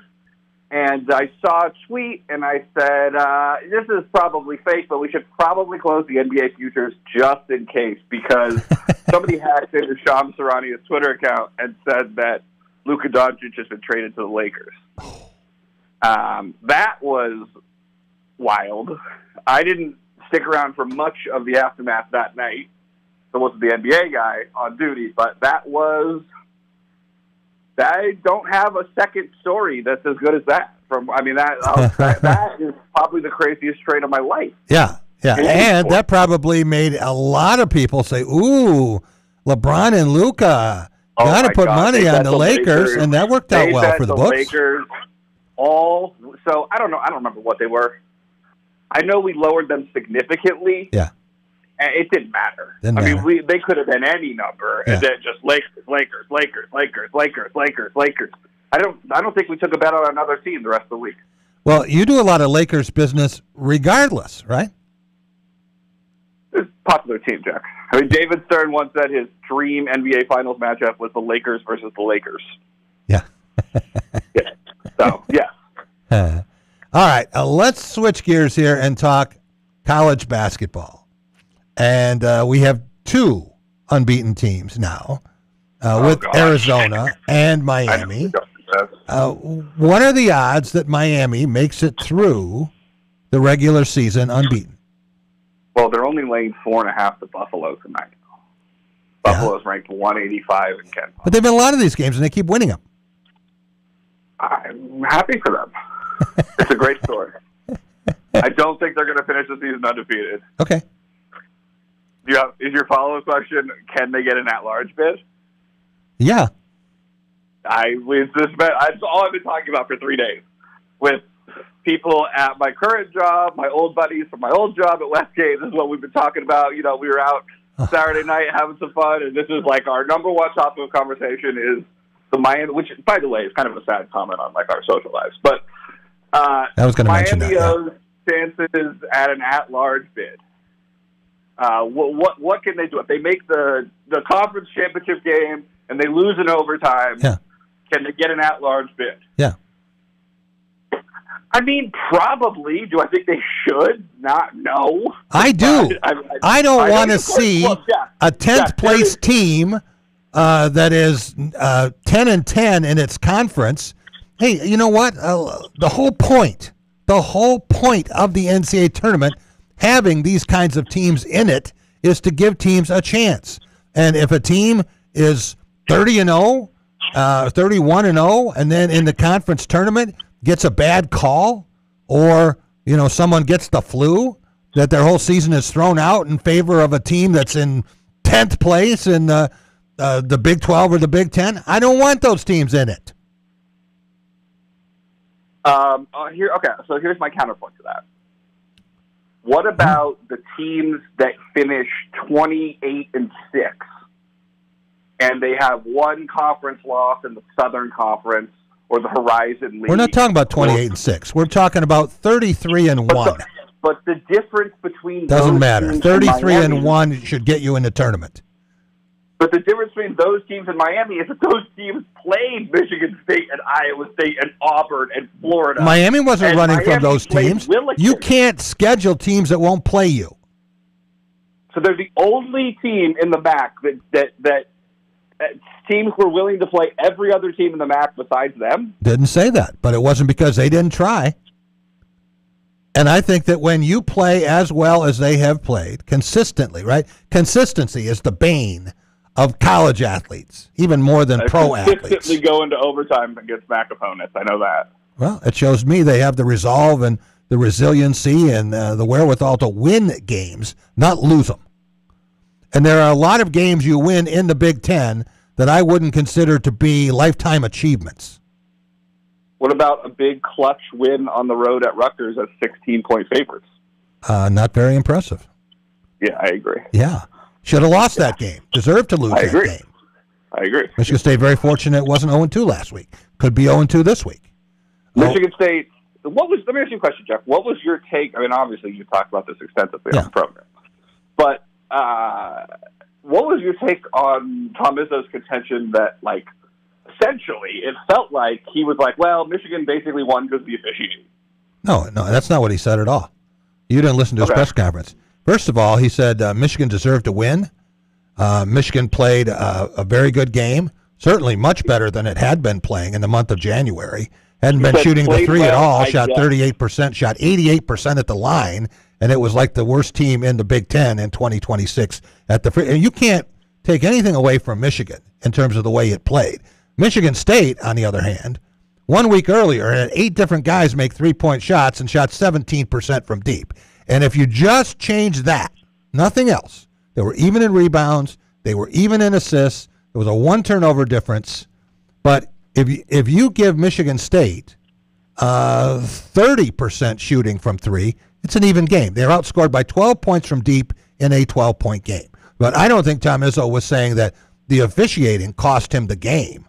I think he said that there was bad officiating, and I think Dusty May would agree that there was bad officiating. They just don't agree on which plays it was bad. Dusty May pretty much called them a dirty team. Isn't that right? Dusty May, without saying a dirty team, called Michigan State a dirty team. Let me tell you, moving forward, Dusty May and Tom Izzo will not agree on what day it is. And it is game on. Good? I mean, this is like Steve Fisher and Tom Izzo. I love it. Yeah. I like it. You know, get ready. It's going to be here until Tom retires. I assume Dusty didn't go anywhere unless it's the NBA. So, I'm guessing that we're going to have, 3, 4, 5 years of this. I'll say this, I don't think this is a 1-year thing for Michigan either. Well, we'll see. I don't think it is a 1 year for them being really good. They were good last year. They weren't great. They were 3 games behind Michigan State, but they were still good. They made it to the Sweet 16. Lost to the same team that Michigan State did 1 round earlier. But I would think that Michigan has the wherewithal. They have a lot of things that are attractive, including an unlimited budget. Money. And thank you. If you're going to pay $11.5 million and other teams in your league are paying 5 or 6, you should have a pretty good team. I mean, that's fine, but isn't Kansas State close to the top of the Big 12 in spending? They lost by 70 to Iowa State. Yeah, and it's not just the money, of course. I didn't say it was just. That's not Big Ten money, though. Chase. Now, I never said it was just that, okay? I'm saying that is a major contributing factor, and if it wasn't that, Michigan would not have gotten Ade Mara from UCLA, would not have gotten Morez Johnson Jr. from Illinois, and wouldn't have been trying to get John Blackwell from Wisconsin and Braden Smith from Purdue, who turned down more money to stay put. It's good. Don't you think that's good for the conference? Do I think what's good for the conference? Michigan being good. More. Oh, no, I don't ever believe this. The sport is better when the Yankees are good, or the sport is better when Kentucky is good. No, I don't believe that. I think the sport is better when teams do more with less. But, that's just kind of the way I am wired. Hey, I got to get your take before we go on a couple of games this week, right? Michigan State at Minnesota, Williams Arena. Tom Izzo, unlike Judd Heathcote, can climb up onto the floor without assistance. What do you make of this game? And is this a trap, if you believe in the quote-unquote trap game, for Michigan State between Michigan and Illinois? What do you think is going to happen tomorrow night? I'll say this. Minnesota has lost a lot of games, but it's amazing how close those games have been. Yes. Very much the anti-Miami, Ohio. Yes. Just think maybe if they were in the MAC, maybe they could have pulled out one of the two. Well, they're not. If they want to sacrifice that revenue and move into the MAC, I'm sure the MAC would take them. Yeah, I agree. I don't know if Minnesota's budget is that far above the MAC. It is. Yeah, they've been very unlucky. Or unclutch, or however you want to call it, but they've been in a lot of these games against really, really, really, really good teams. So I don't think. Nico Medved is making, by the way, more than any 3 MAC coaches put together. But we won't go there. What about Saturday night? It was a joke, Jack. It was a joke. Okay. I don't actually think that Minnesota's budget is a MAC budget, but it is low for the Big Ten. It is. It certainly would be. It would be 19th or 28th or 132nd or however many teams the Big Ten has now. What about Saturday night with Illinois coming in here and the Wagler show, Keaton Wagler, probably the best story of the year, unless Miami makes the Final Four, which is not going to happen. But let's say Keaton Wagler plays the kind of game he's been playing. What kind of number do you have on that game? I think that Illinois could be favored in that one. Yep. In East Lansing. Yeah. Illinois was favored over Michigan State twice last year and lost both games, by the way. It's just, that is true. We're looking long term. So the people at Circa Sports aren't right all the time, almost all the time, but not all the time. It's not about that. It's not about we don't make the numbers. We don't make the numbers. I know. You people make the numbers. The bettors make the numbers. You just react to them. I get it. The bettors make the numbers. Yeah. Okay. All right. Chase, thanks so much for joining us. Thank you for being on today's show, Chase. This has been. You have got Jack fired up so much. We're on video today, Chase. I don't know if you know that, but man, this guy was my favorite intern. He still is in many ways. Yeah. Yeah. Yeah. You know what, Rob? I'm tempted to call him tonight and give him 3 research projects. See if he can still do them. Jack will call me tonight. Oh, he will. Oh, I know he will. You are absolutely right. My phone's going to ring. Yes. Yeah. All right. Be prepared. Thanks, Chase. Chase Michaelson from Circa Sports and staying right here. Man, I don't know, Ben. I don't know if you can follow that, but we're going to try. I think that was a yawn. It wasn't because of the last segment. No, it was not. That was the most. That was amazing. A great segment. I won't lie. But no, it was Yeah, I mean, I'm a little bit. I had a couple classes today, but no, I'm ready to roll. It gives you something that you can cut up and put out on all the platforms. Exactly. Right? Yep. 100%. Yeah. Yep. Go ahead and follow those. Let's talk about another game that people will remember a long time. Nearly had the most spectacular ending. Yeah. In Michigan State men's or women's basketball history with Inez Sotelo. That half-court shot. Yep. Right. And they shoot those at the end of every practice. Yep. Right. I don't know what her percentage is. I probably know better than Dalton Shetley. Yeah. But in terms of the way that game was played, Kennedy Blair hitting that shot to send it into overtime. Yeah. You were there. Yeah, I mean, man, first things first, I want to give Kennedy Blair all the props in the world. She's one of the most tenacious and toughest basketball players I've seen at any level. Yeah. I mean, when I first couple games that I went to, I noticed, first off, how much defensive pressure on in Freilich's system. Yeah. But the fact that Kennedy Blair just goes the exact same energy level from the beginning of the game to the end of the game is just unbelievable. The word for Kennedy Blair is passion. Yeah. She plays with so much intensity, and it matters to her. She gets knocked down, and she's going at it with the home. I mean, she is on the whole time. She steps onto the court, and she plays with a flair that you just can't teach. Well, I'll tell you, I don't know if you know, Jack, she was originally committed to Bowling Green with Robin Freilich when she was there before she came to MSU. Blair's only a redshirt sophomore, right? Same as Jeremy Fears for the men's team. You have 2 more years left of Blair, and that's something that every MSU fan should be immensely thankful for. In terms of not last night's game, in terms of Sunday's game against Michigan, a lot of people want to think that Grace Van Sluten would have been the main source of offense, which she's one of the best players on the entire team. Though only with 12 points, Jaylen Brown with 21. Yeah. Surprising. Van Sluten had a lot of trouble shooting. Yeah, she did. Yeah, I mean, she had a little bit of trouble. Rashunda Jones played really, really well. You had 5 players who had 10 or more points, and you had a couple more who had 9 and 7. Michigan State, high-scoring game, neck and neck the entire way. A couple of defensive lapses that allowed Michigan to get a couple big shots. And then as they moved into overtime, it just seemed almost that Michigan State just fell a little bit behind, was a little bit tired, lost a little bit of that energy and passion. Holloway was great. Yeah, oh my goodness. Mila Holloway was incredible. Olsen was very good. Yep, Olivia Olsen as well. 26 and 23 for those 2 girls right there. Yeah. They played unbelievable. I mean, coming into the game, we all knew that this was going to be a battle. And these were teams that were together in the poll. Number 9 and number 13, You know, but if they played 7 times, who knows, you know, maybe one would win 4, one would win 3, maybe one would win 5, one would win 2. Yeah. But someone told me yesterday they think these women's teams are more equal than the 2 men's teams. Oh, 100%. 100%. I completely agree with that statement, Jack. I mean, you look, we can talk about men's basketball all day long, but the fact that Michigan State in women's basketball was so tightly contested and had so many different lead changes throughout the course of the game, it just shows you the talent level is there, right? It's not what a lot of people think. Wait till you see next year. Well, yeah. With Lily Williams. Yeah. Wait McDonald's till you All-American. see what she can do. And as I watched her video, I think, and she's gotten stronger. Yeah. She was very thin before. Now she's legit. She's a post player. Yeah. But 6'6", and she can handle the ball. She can do things. She can shoot. Michigan State has not had a player like her in a while. Nope. I mean, pair her with Kennedy Blair.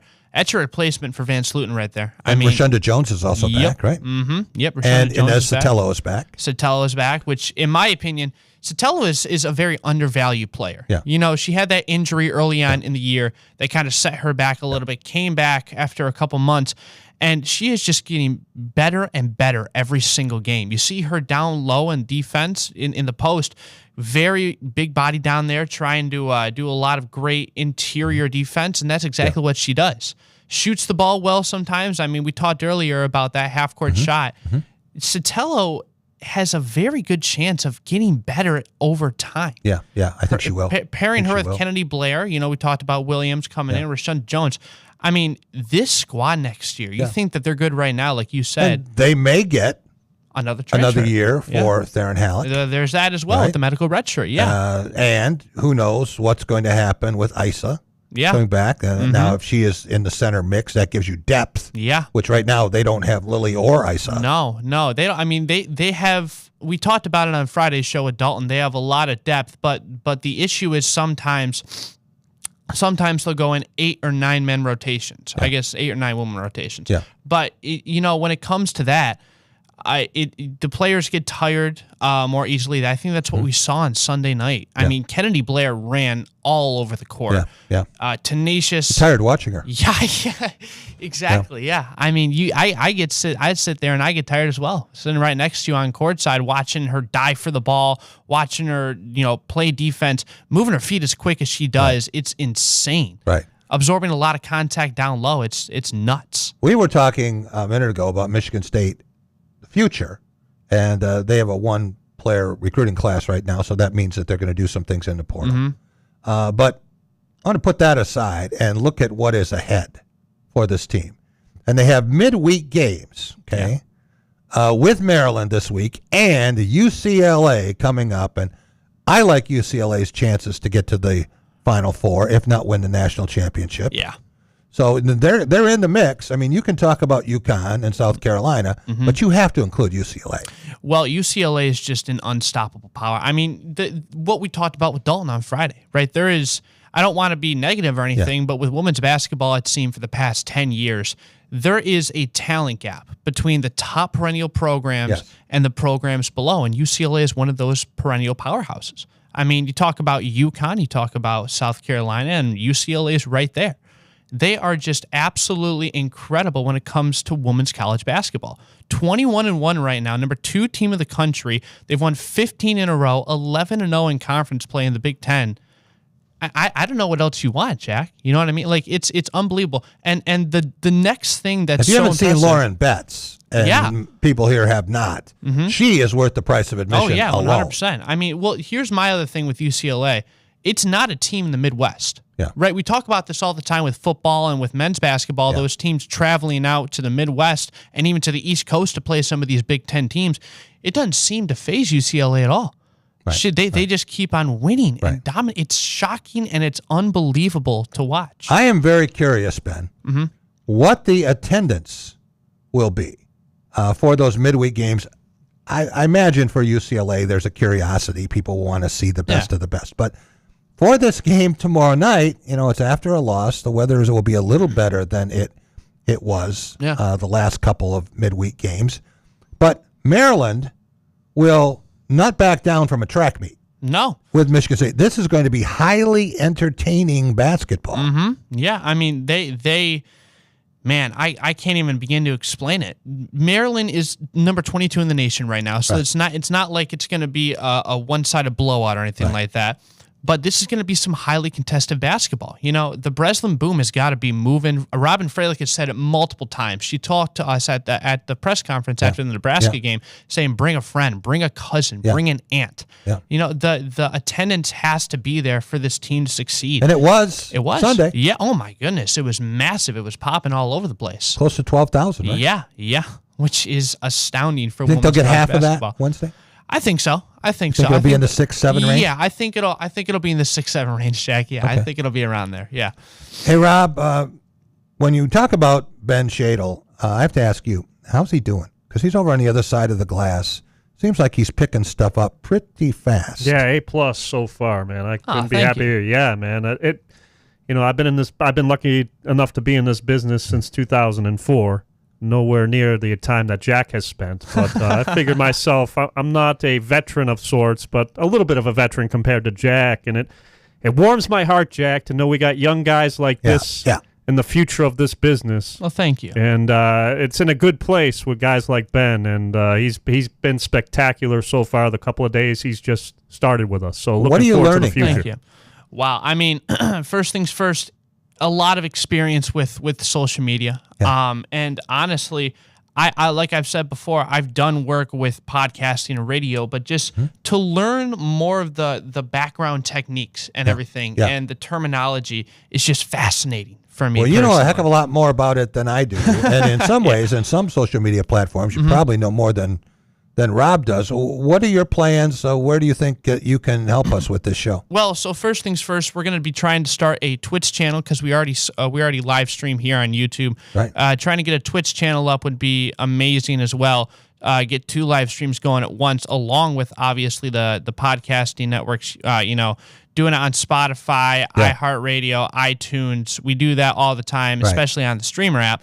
But just getting content out there, really staying consistent with it. Any news that happens in Detroit sports or Michigan State news, posting that to the Twitter, and then just trying to get as much stuff out on a TikTok page, which we're going to try to start here momentarily. Wow. An Instagram page. It's a lot, but I think it's what's really needed. It's entertaining. Yeah. I mean, just to sit back there and listen to you, Jack, is entertaining enough. I'll say that.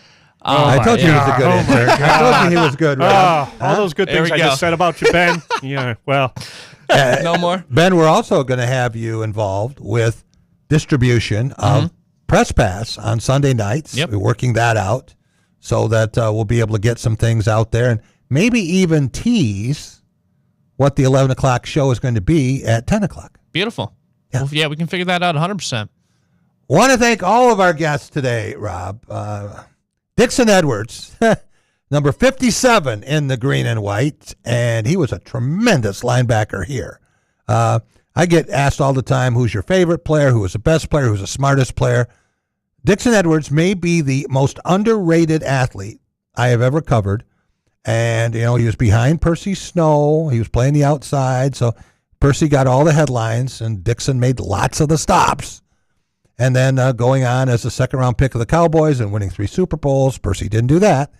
So, and very successful in business now, too. Always great to talk with number 57. Vince Nystrom from the UP telling us don't count any wins for Michigan State the first week in February. History tells us they're barely above 50% during the Tom Izzo era and 70% or better the rest of the time. So that 1 week historically, I hope Minnesota and Illinois aren't listening to this. Jim Stark in studio, our Detroit correspondent, talking about the Pistons, acquisitions at the trade deadline, Tigers, non-acquisitions. Chase Michaelson from Circa Sports in Las Vegas. We'll talk to him tonight. And Ben Schadel. Have a great night, everyone. Talk to you tomorrow.